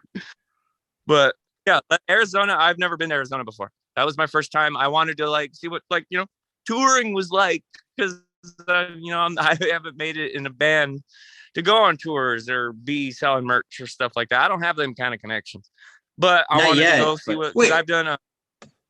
I have a question. Hey, if you guys need I didn't mean to cut you off, by the way. You can keep going if you want. I remember. Cash, but the light makes you so Cash. I just want to say the lighting makes you so pale and your skin looks ashen. Do I look pale your eyes and ashy right now? You look like you got like. It's like the light's coming from behind me. You look like I guess all right. This is what I'm facing right now. By the way, this is my television. Cash, I just want you to know you look like a geisha if Dr. Emmett Brown from Back to the Future was dressed up as one right now. That's how the light's washing you out. Fair enough. All right. You're a very beautiful geisha. You're a very beautiful geisha. Oh, thank you, Ryan. That's kind of what I've always wanted to hear from you. Anyways,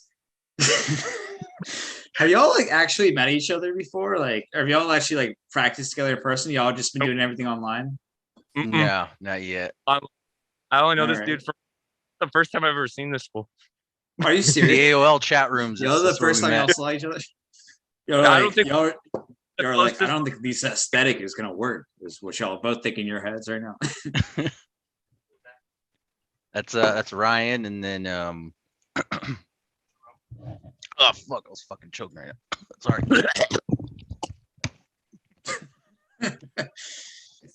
Well, damn, I'm gonna move my desk over. Should I move my desk to the other side of the room, like mid podcast? Like, you want the light source to aim you. Well, the lights are literally in the middle of the room. The lighting like, you have, there's no way I'm gonna, unless I just put my desk right under it. It's not gonna work. For episode. I'm gonna have to like put lights up if I'm gonna do this shit for real. You like look more right like up here, then turn all the lights off in the back. You got the Beetlejuice look right now. Like, that's how like pale you got going on. Right. I look like shit. I'm not gonna lie. I like, look at me like You know what happened? If my lamp, the light in my lamp went out, which I would have used that maybe. None of them would hit me up on Snapchat right now. Oh, I'm so lonely. God, I'm just a floating head. So lonely. I'm getting too much like ability to make like a me. I just look like a bald-headed version of myself right now. I don't like. Yeah, I was trying to get Eric in right now, but oh my gosh, did you ever see the picture of Ryan where he looks really English because he cut his hair? No, I've never seen that one. I was wearing a London fog Did you know coat. that Ryan is English? He's English? Yeah. My grandma was in Manchester when a certain military force was bombing it. I mean the Nazis? Or or is he old enough that it was like I don't know, Napoleon? That's twice this episode we've given like a platform to two like groups I do not agree with. That's true. Fuck Nazis, fuck the Klan. I think we're good, right? After that. If people ask me, man, I say, yes, I'm English and Mexican. English and Mexican. Hola. You know, ¿Cómo in Texas, it's quite common for people to be like half Mexican, half like Czech or Polish or something like that. Really? I'm I Polish. did not know that. I got some Polish in me. There's like a bunch of like, there's like a huge amount of like German, Polish, Czech people, like, and they all, and you know, everyone in, I'm like half Mexican, but like everyone in Texas is half Mexican. So it's like, you We know, all have Mexican now. I mean, if you're like the south of like this, it's close to probably the like, border, it's probably the same in California, right? Everyone's like half Yeah. Mexican. Yeah. Lil Swan's half Mexican. Is Yeah, he? is. I Yep. knew he rooted for Mexico, but I didn't know he was half Mexican. Yeah, that's Will Swan's like His I mean, mom's I'm not here to do the ancestry.com. God, I'm a floating head, bro. 23 and me. But that's cool. Will Swan is part of the half Mexican gang, so yeah, cool. Yeah, we're I'll all fuck with that. we Yeah. all have, but He's letting his hair down now. I got to do something to combat this shit. Hair's 'Cause going down. This look does Ryan, not. are you mad that Daniel Radcliffe beat you out for the role of Weird Al Yankovic?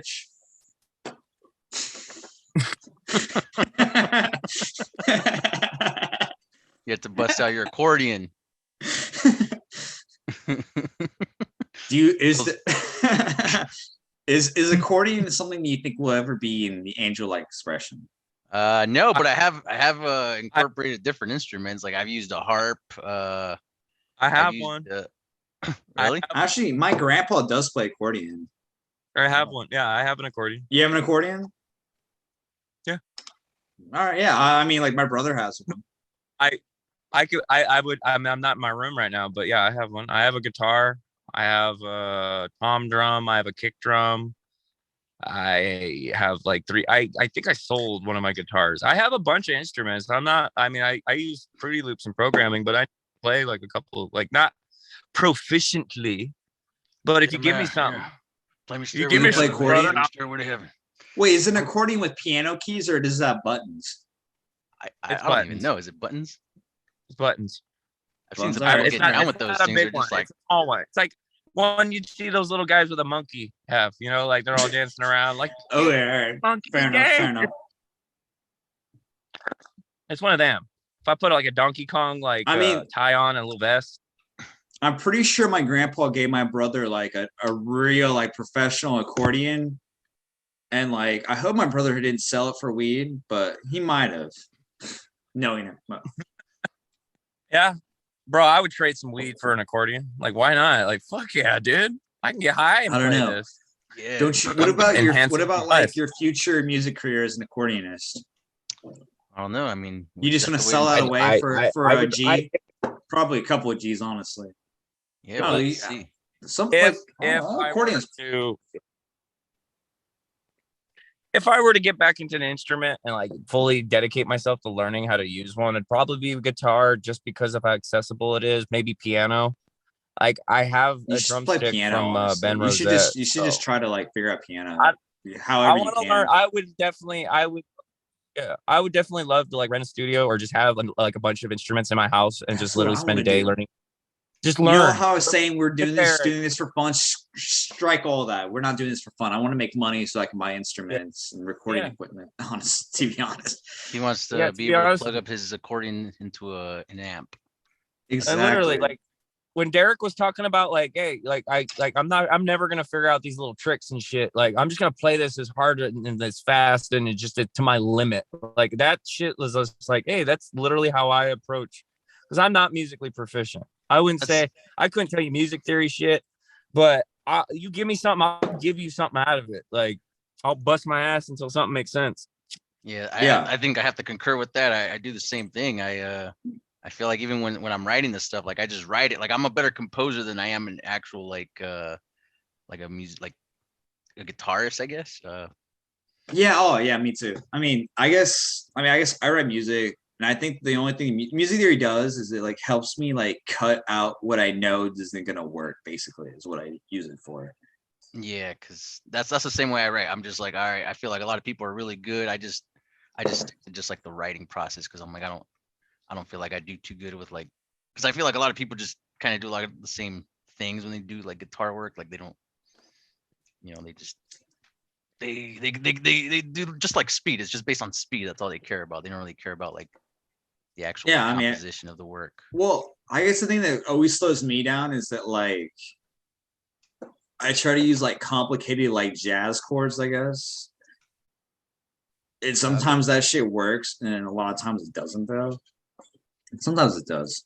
But it also gives you something that you're not expecting.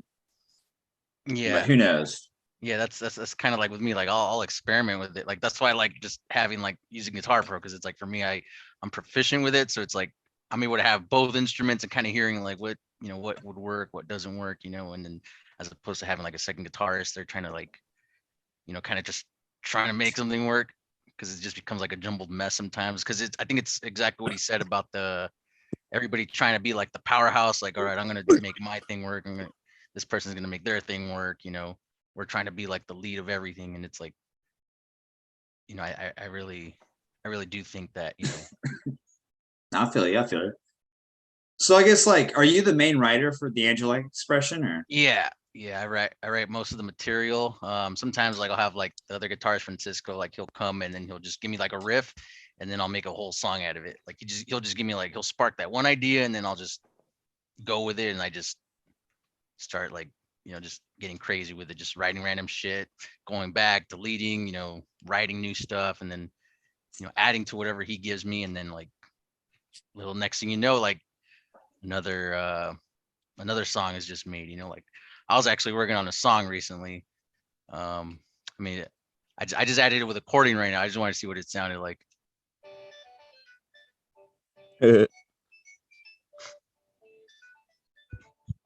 You're gonna like copyright Super strike us.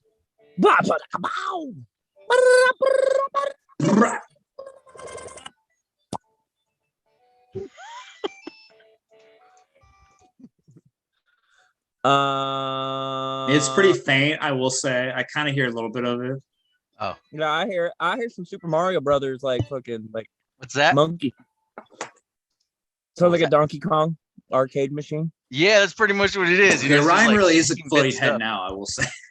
From 16-bit stuff, and then we just bring it to life. We just bring everything to life. We go to our drummer's house, and then we just record everything, and that's sometimes we'll come up with ideas right there. So, and that's why it doesn't become so expensive to like record stuff, because it's like we're able to just come up with shit on our own. Like before, we used to have to record everything like in a studio or something. We would have to like exactly like how Derek said, you would have to have like everything down like proficiently, and then you can go in there and don't experiment or anything.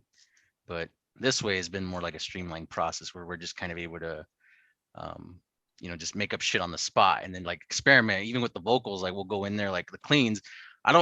That's one thing that I've never had like a problem with at all ever would be like screamers. Like they're always just like on it. Like they're just, especially when I heard whatever Ryan sent us, I was like, damn, there's like nothing that I would change about this. I was just like, it's he knows. I don't know. Like I feel like with this band compared to my last band, I feel like I know my shit, and I'm allowed to. I feel like allowed to feel a little confident in my ability as a vocalist, because I've been screaming since I was like 13, 14 years old. I'm 34. It's like 20 years of this shit, and it's just like I'm all right, man. Let me be okay. I'm not one of those dudes. I'm not a band guy that's just like, oh, bro, I suck. I'm not good, bro. I can't be good. And then they play you like a fucking symphony with their toes and shit. And I'm like, I wish I was good. I just can't be good, man. I wish. Like of course I can improve. Of course I can learn. Of course there's a shit ton of shit I don't know. Of course there's always gonna be man, I'm just a fucking floating head. I don't like it.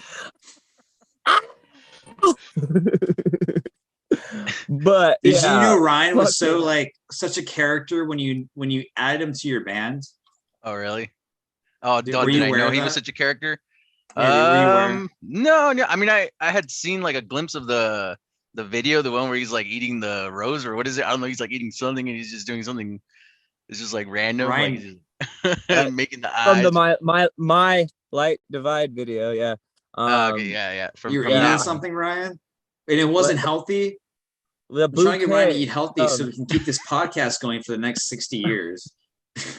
in the My Light Divide video for the former band that I was in, there was a choice made with a certain gene of a band called Differences, where we decided perhaps, oh god, yes, this is the visual, this is the tale. I hope no one's walking up. We're Looks like you're telling a demo tale see in the my woods. candlelight right now. Yeah, we're doing a vigil right now. Oh god, this lighter got hot as fuck real quick. Anyway, Oh man, we're I'm doing pretty a sure little bit this of a vigil for a former this project I was in. yeah, I'm pretty sure this this All right, I'm 7-Eleven burning lighter fluid, motherfucker. lighter is probably gonna just like light on fire and light my hand on fire. Anyway, you look spooky enough, Cash. Anyway, I look spooky. I work Oh with wait, it the just guy. I'm gonna turn Shut the light up. back on. Shut up. I worked with the guy Gene from Differences. He's a band dude. He also does music videos, does really good music videos. Anyway, we decided instead of using a microphone for my screen parts, I was going to use a bouquet. It was my idea, but you know, he's doing the music video. I have to field it by him. So I did a bouquet. I wore a Love Hate Hero shirt. It's white. I don't know. Bouquet, like you were gonna do like a midsummer. I'm screaming into a bouquet. I'm singing a song about love. It's about, you know, saying sorry to somebody that you care about and that you like, you know, you miss because they're no longer here anymore. And like, you know, we lose people in life. I've lost like 3, 4, maybe 5 family members in like the last 6 years. And it's just like, it's all health related. It's all just genetics, man. Like, you know, some of us as people, we're predisposed to things, mental illness, diabetes, cancer, and it runs rampant in my family. My great grandfather, he was like underneath the age of 18 when he joined the military, involved in military testing, a lot of nuclear radiation. So my family line runs into a lot of things. So I guess like what I'm getting with that is with this podcast and everything that we do here, a lot of it is rooted in like I don't know how much time like my genes will allow me to live on this planet. I don't know if my health will ever fail me. It's something I'm aware of. I smoke cigarettes, so you know that's my choice in life. But what I wanted to say is like this season 2 with MySpace and stuff. It was a very self-reflective season. I find that we kind of dug deep into like old school OG bands and like relived a lot of feelings, a lot of changes. Cash moved into a new place. I'm exploring different job opportunities. I've got a lot of cool stuff in the works. Like, you know, I do the shrimp squid productions. Like I do a lot of cool band promo. Cash and I got this ghost killer opportunity. Like I want to say like in February, you know, like it came to our table a while ago and it was a good feeling. And I would say it can create an inflated sense of self-worth that we appreciate what we do a lot more now because it does take dedication. Yeah. I mean, yeah, I'm proud of what I've done, and I've done it because I don't know. I think for me and Ryan, I think Ryan's trying to say something, but he cut out. No, it was you that cut out for me, so I wasn't. Oh, you're just lagging. You're just lagging. Okay, my bad. Yeah. You're good. Anyway, yeah, I think me and Ryan kind of always. I think we did this, and then we kind of realized maybe this could be our last chance to do anything, right? It's kind of like I think how. I mean, what other chance did we have? My Exactly. band broke up. My band didn't break up. My band and I parted ways mutually. That was when I first came to this podcast, I'm not going to be like, oh yeah, like it's not like I was in a band. I always took that as the most important aspect. I always told Cash, I always told all the guys, like if something happens on this show that like puts me in a position, like I'm going to pick my band kind of situation and kind of talk. And when that band, like, you know, we parted ways, it was an emotional time for me. My grandfather died. Batteries at 10%. Anyway, my battery's at 10. Anyway, my grandfather passed away. I was the writer for Scene Daddy, and then I wasn't. Kind of just one of them situations where you work there and then you don't anymore. Print media, right? Scene Daddy's an awesome place. They still do great work. I'm not a fan of how things went down. I'll just say I'll leave it at that. I'm not trying to like put nobody under the bus because they did take care of me and they did teach me a lot, and they did put up with a lot of my inexperience, because there's a lot of like I'm 34 years old. Yeah, I'm in my 30s. There's still a shit ton of shit I don't know about. No duh. Of course. Not everybody's gonna know everything. And like if anyone claims to know everything, it's just like, yeah, I get it. It's a wrong energy to have to be a know-it-all. But when you're privy to information that other people may not be, because you're a journalist, because you actually talk to people, it can lead you to like, being an idiot and saying stupid shit. And I know I'm a guy that says stupid shit online, and that happens. And I apologize to anybody that may have taken what I've said out of context based on the fact that I cannot say everything that I know, because I respect these people that I work with. I respect Cash. I respect the people that have been on this show and will be on this show, because we have a shit ton. I cannot like lie to you people. We have a shit ton of great stuff in the works. This Ghost Killer thing opened up. Yeah. Animal Jam this week. That's gonna be it'll be. I'm gonna make sure that shit's good. Yeah. I'm gonna get my physical comedy down for it just in case. But I mean, I think the other huge thing is like me and Ron are like literally underdogs. We're the motherfuckers that people don't root for. I don't think and that's so. kind of we get the chip on our shoulder thing. I think that's kind of like why we're still together right now, is because we basically said we're gonna be scrappy and get this shit going. And I think that's kind of a great thing to have for your band too, is it? Mm-hmm. So yeah, I think Ryan's a great person to have in your band, honestly, because he's gonna work his ass off to make sure this shit happens. Yeah, I agree. He's already doing a lot. I mean, we don't really handle the social media stuff. Like I'm not an expert in that stuff. Like my department was always just like the music writing. I mean, yeah, I learned so much from him in like 2 years working with him. He really does know like social media. I think probably as good as anyone. I mean, as good as anyone. I think maybe there's people who. No, Ryan probably could go like do marketing at like a major firm and like light shit up there. So honestly, yeah, Ryan knows what he's fucking doing. To Ryan knowing what he's fucking doing. Yeah. We've all drank, we've all been smoking, yeah. But I mean, I learn because I listen. I pay attention. I watch people. Like, I want to do great things, and I want to take care of people that like want to see a night these days. Life does seem more finite, don't you think? Like it does seem like as I've entered my 30s that you kind of realize mortality and all that. Oh shit. yeah, it's more applicable. Last couple years have kind of been, or last year and a half. I don't know, maybe last 6-7 years or whatever. Yeah, it feels like life is very like go like that. So might as well fucking go all in on what you got going. Yeah. I got COVID. I thought I was gonna die, because why not? Yeah, me too, honestly.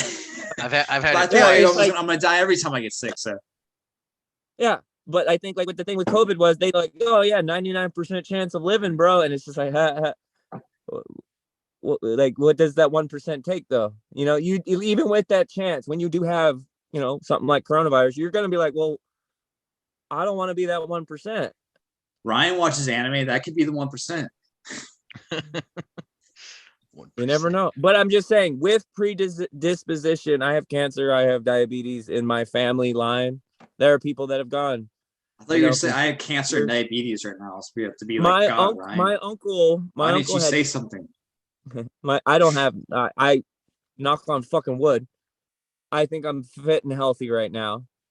I do have thoughts, but you could get COVID and it could end, But it's in my family line. My uncle had shy Drager's, which is the same disease that killed Johnny Cash. So what was it? Shy Drager's. It's a very horrible disease to watch. I don't know, but that sounds like I always just thought he died from being old and sad because his wife died. Shy Drager's. Shy Drager's is a and also because he killed an ostrich that bucked him off while he was riding, so maybe that was karma a little bit. But I do love Johnny Cash though. Yeah, it's just an illness that withers you away from the inside.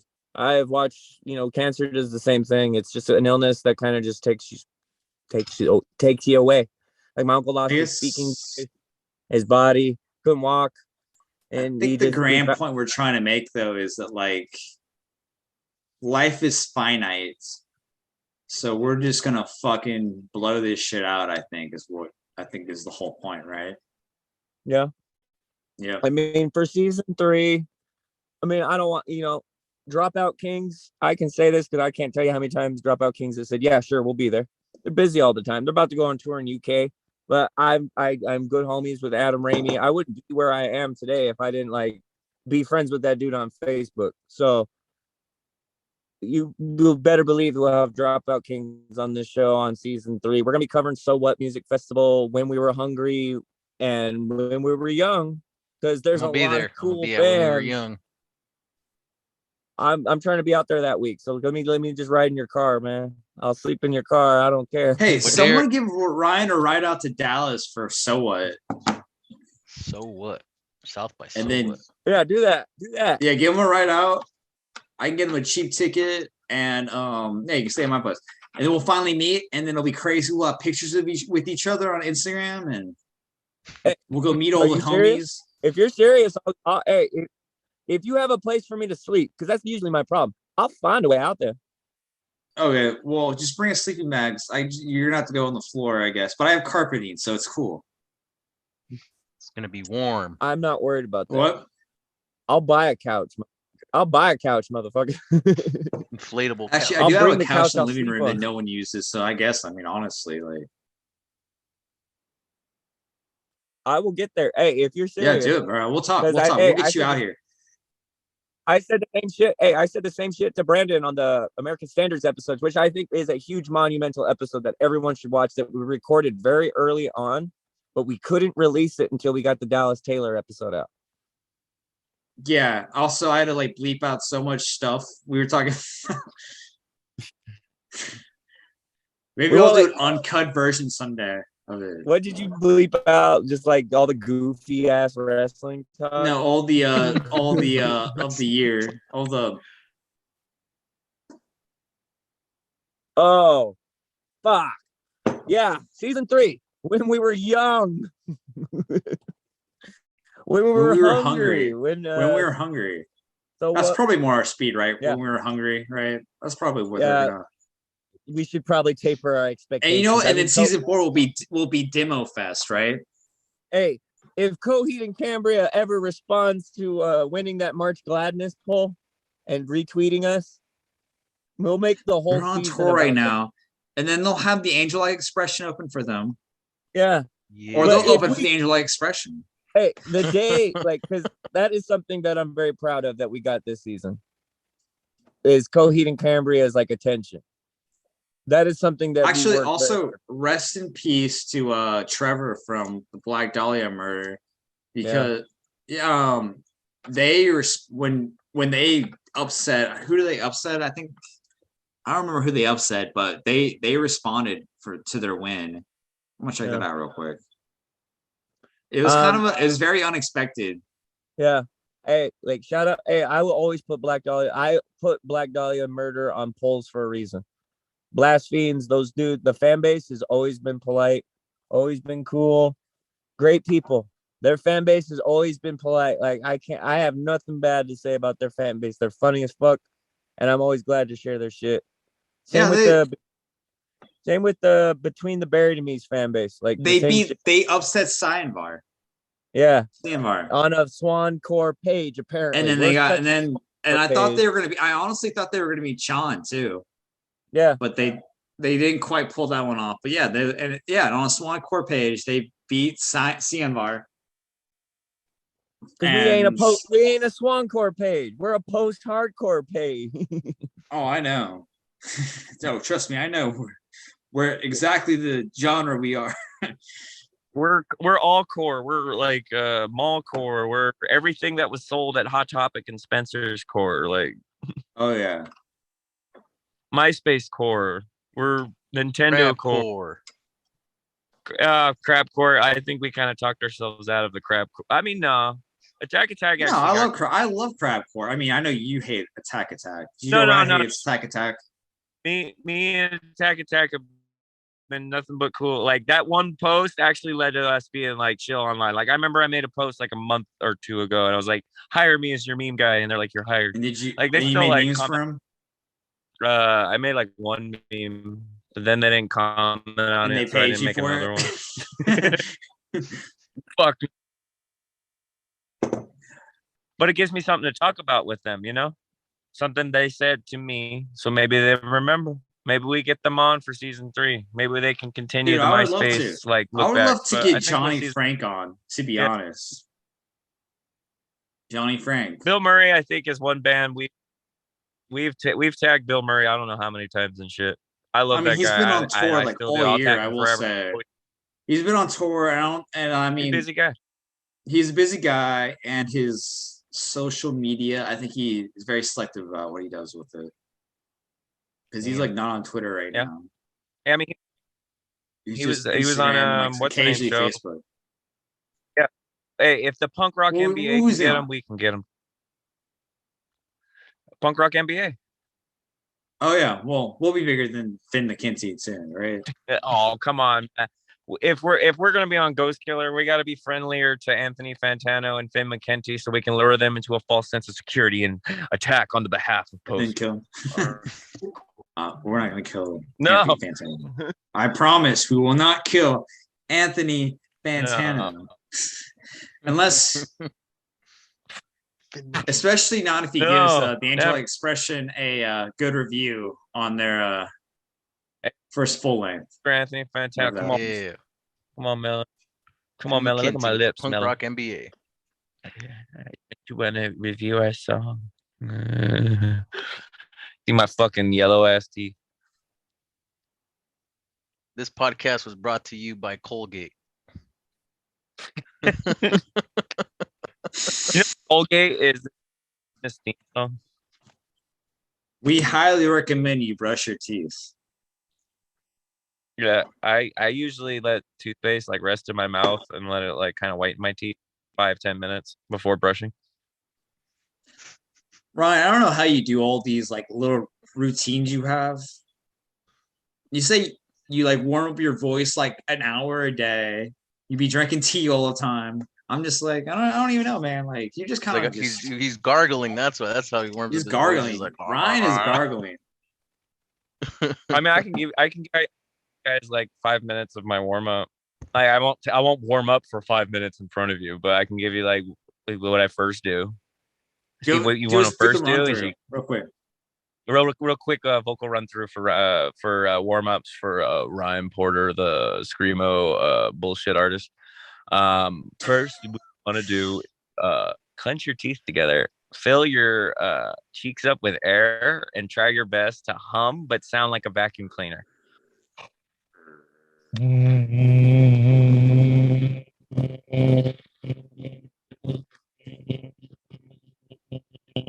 And so you do that, and your voice starts to get a deeper resonance. You notice. I can't. I should be talking to some ladies right now. How you doing? Sound like Luther Vandross. Welcome. Nah, you got to sound like Barry White. And welcome You're to right. the depth.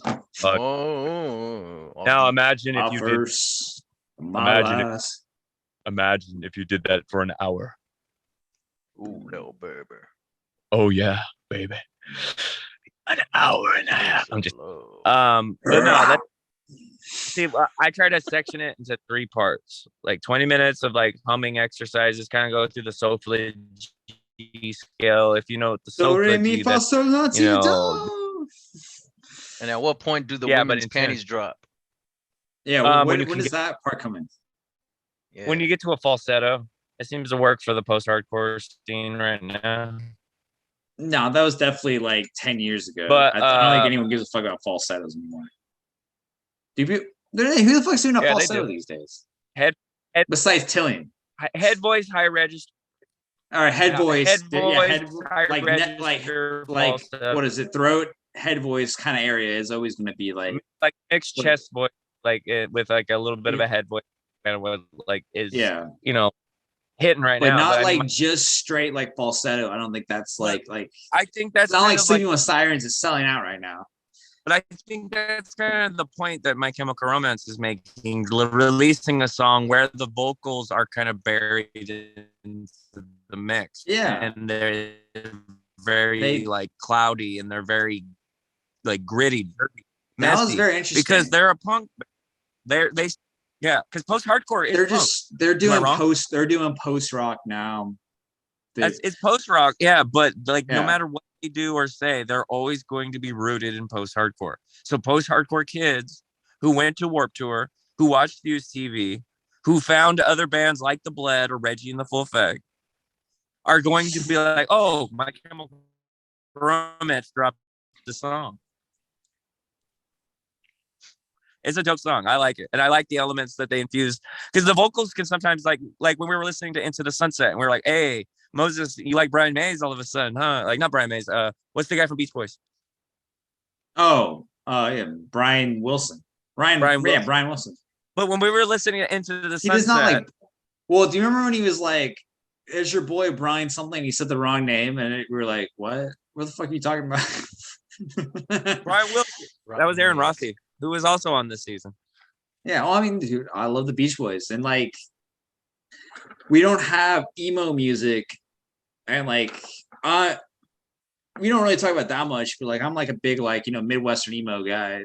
To an extent, I'm not like super in like the deep down in the scene, but like, I know old like your basic like Cap and Jazz and like you know whatever the Texas is the reason whatever, but like all that stuff like doesn't exist without Brian Wilson, without Beach Boys making that wall sound and stuff. Yeah, it's like using weird chords and things like that. So for like that's very popular nowadays in our scene, I think, because they're rooted in post-hardcore, whether they want to be or not. Like they fought the emo label, they never fought post-hardcore. No, yeah, the Beach Boys.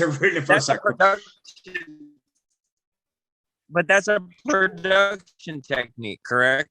From the 60s, what? The wall of sound. The wall of sound. Yeah, that's a technique. I guess the thing about like, I guess emo stuff also was that like they weren't necessarily doing the walls, like they were doing like all these like a bunch of like sounds at once, like because like Midwest emo I guess is different than like like your My Chemical Romance and Fall Out Boy, even though like I can hear like the guitar, like how the guitar relates to that, I guess. Well, if you want but you're a nut like me who like pays attention to like music production. If you listen to My Chemical Romance, pay attention to like music production, but I listen to like the music. I can like tell what they're doing. So yeah, but if I were to tell you, if you listen to that My Chemical Romance song, you would detect similarities between the Turtles, even like Crimson and Clover, with the way he like kind of like does his voice, Larry buried in the mix, and letting a guitar and drum do the talking. Because punk, post-hardcore in the 80s, which like they reference Black Flag. I think it's who I think it's AFI. I think Davey Havoc might just have always had the music scene by the balls for the last 30 years, to be honest. That's the godfather of everything, bro. It really is. Like AFI, Davey Havoc is just like he's the fucking man. If we could get like Davey Havoc, I've never reached out to AFI. I've never asked them. We should totally do it, honestly. I would love to, but I feel like someone of their stature and their long time of being in the business, it's kind of like with Coheed. Asking can sometimes feel like you're asking and asking and asking. I mean, we got the Bled. Jeremy Talley did reach out. I did talk to him. He was willing to come on today, but he's got shit to do. People got lives. You should ask Davey Havoc for a feature on the Angel Expression. Yeah, Alan. Bro, that'd be sick. That would, dude. I mean, I really do. Like, he really was like a huge influence on me. And I mean, actually, I was starting writing the song, I guess, probably on Wednesday. And I was kind of like, I want this Davey Havoc basically sound, like for the lyrics and like kind of like a little bit of the music. And I wanted to kind of be like a post rock, like a more recent like AFI sound. Basically, it was kind of like what I was going for. And it's like that's how much like AFI is like. Cash, how many beers have you had? 4 plus a little champagne bottle. I guess 3.5 in the little champagne bottle. Your Damn. eyes have gone from like this at the beginning to like, how you doing? And like my eyes are always kind of squinty, so So you can never tell. How you do? Well, how you do? I love how we were like in the middle of me doing a vocal warm up, and that just what it all became into. Yeah, that's how you get these conversations going. You just kind of. So Alan, you see how I've made a career for myself? This is it. This is the show. Yeah, going off on a tangent. I mean, that's how it happens. Basically, We this did is that like, earlier you just with kind of just Derek. talk about. Well, everyone's like, "We're y'all are so unprofessional," and I'm like, I don't care. Like, Just people seem keeping to have it a real. good You're time. just keeping it real. You know, I mean, this is how people really, you know, they're just. That's how people It talk. goes wrong sometimes. We've gotten ourselves into some We've talked ourselves in some situations like when me and corners. Cash were about that. Yeah, we had to pro wrestle each other. It was the hardest. Oh, I know. We never faux wrestled. We're gonna real wrestle. In Yeah, fact, you real- going yeah. you going to sew it? So Actually, nah. to quote, We don't have. We'll do an to quote announcement for the Cuomo. eventual wrestling. We'll do a promo pick, but we're not gonna actually wrestle because that'd be weird to do it in private. Hey, we're gonna No have one to could get, yeah. Well, let's say it happened. It's like the end of Rocky 2 when he trains. No, at Rocky 3 when he trains with Clubber, like to train against Clubber Lang. He trains with Apollo's Apollo. son? It'll be like a private match. Yeah. Ryan looks No, like that's he the could be a Creed, wrestler. motherfucker. Take off the shirt and just. Actually, I don't I think I've wanted to seen be. Rocky 3. I think I've only seen the first Rocky. I wanted to be. The fifth or fourth one. I love all the Rocky movies. All the Rocky movies, even Rocky 5. It's not as great, but it's got its merits. I like certain scenes in it. It's a very heartfelt I used trilogy. to jog to the Rocky theme on repeat. I would say even the Creed movies, Yeah, every single one of those movies has heart. There's a lot of heart in those movies. Like Sylvester Stallone does not get enough credit as a writer or director.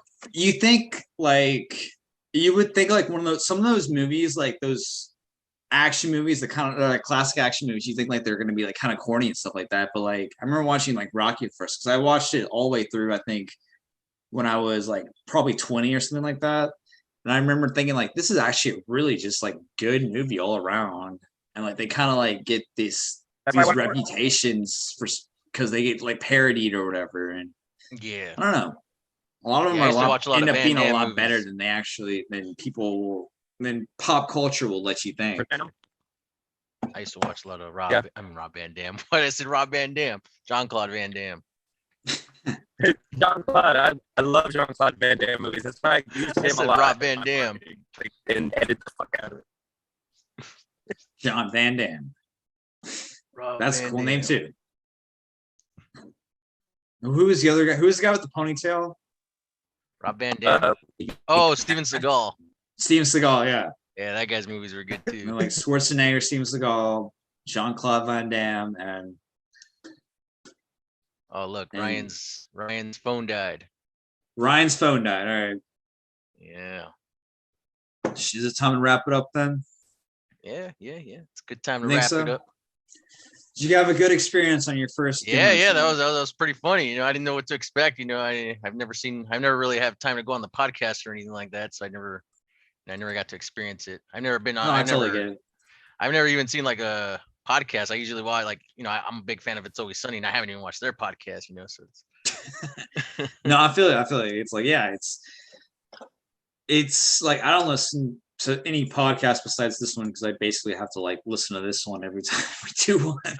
Okay. So Yeah, this is how we do it. I feel like there's something else I was gonna say.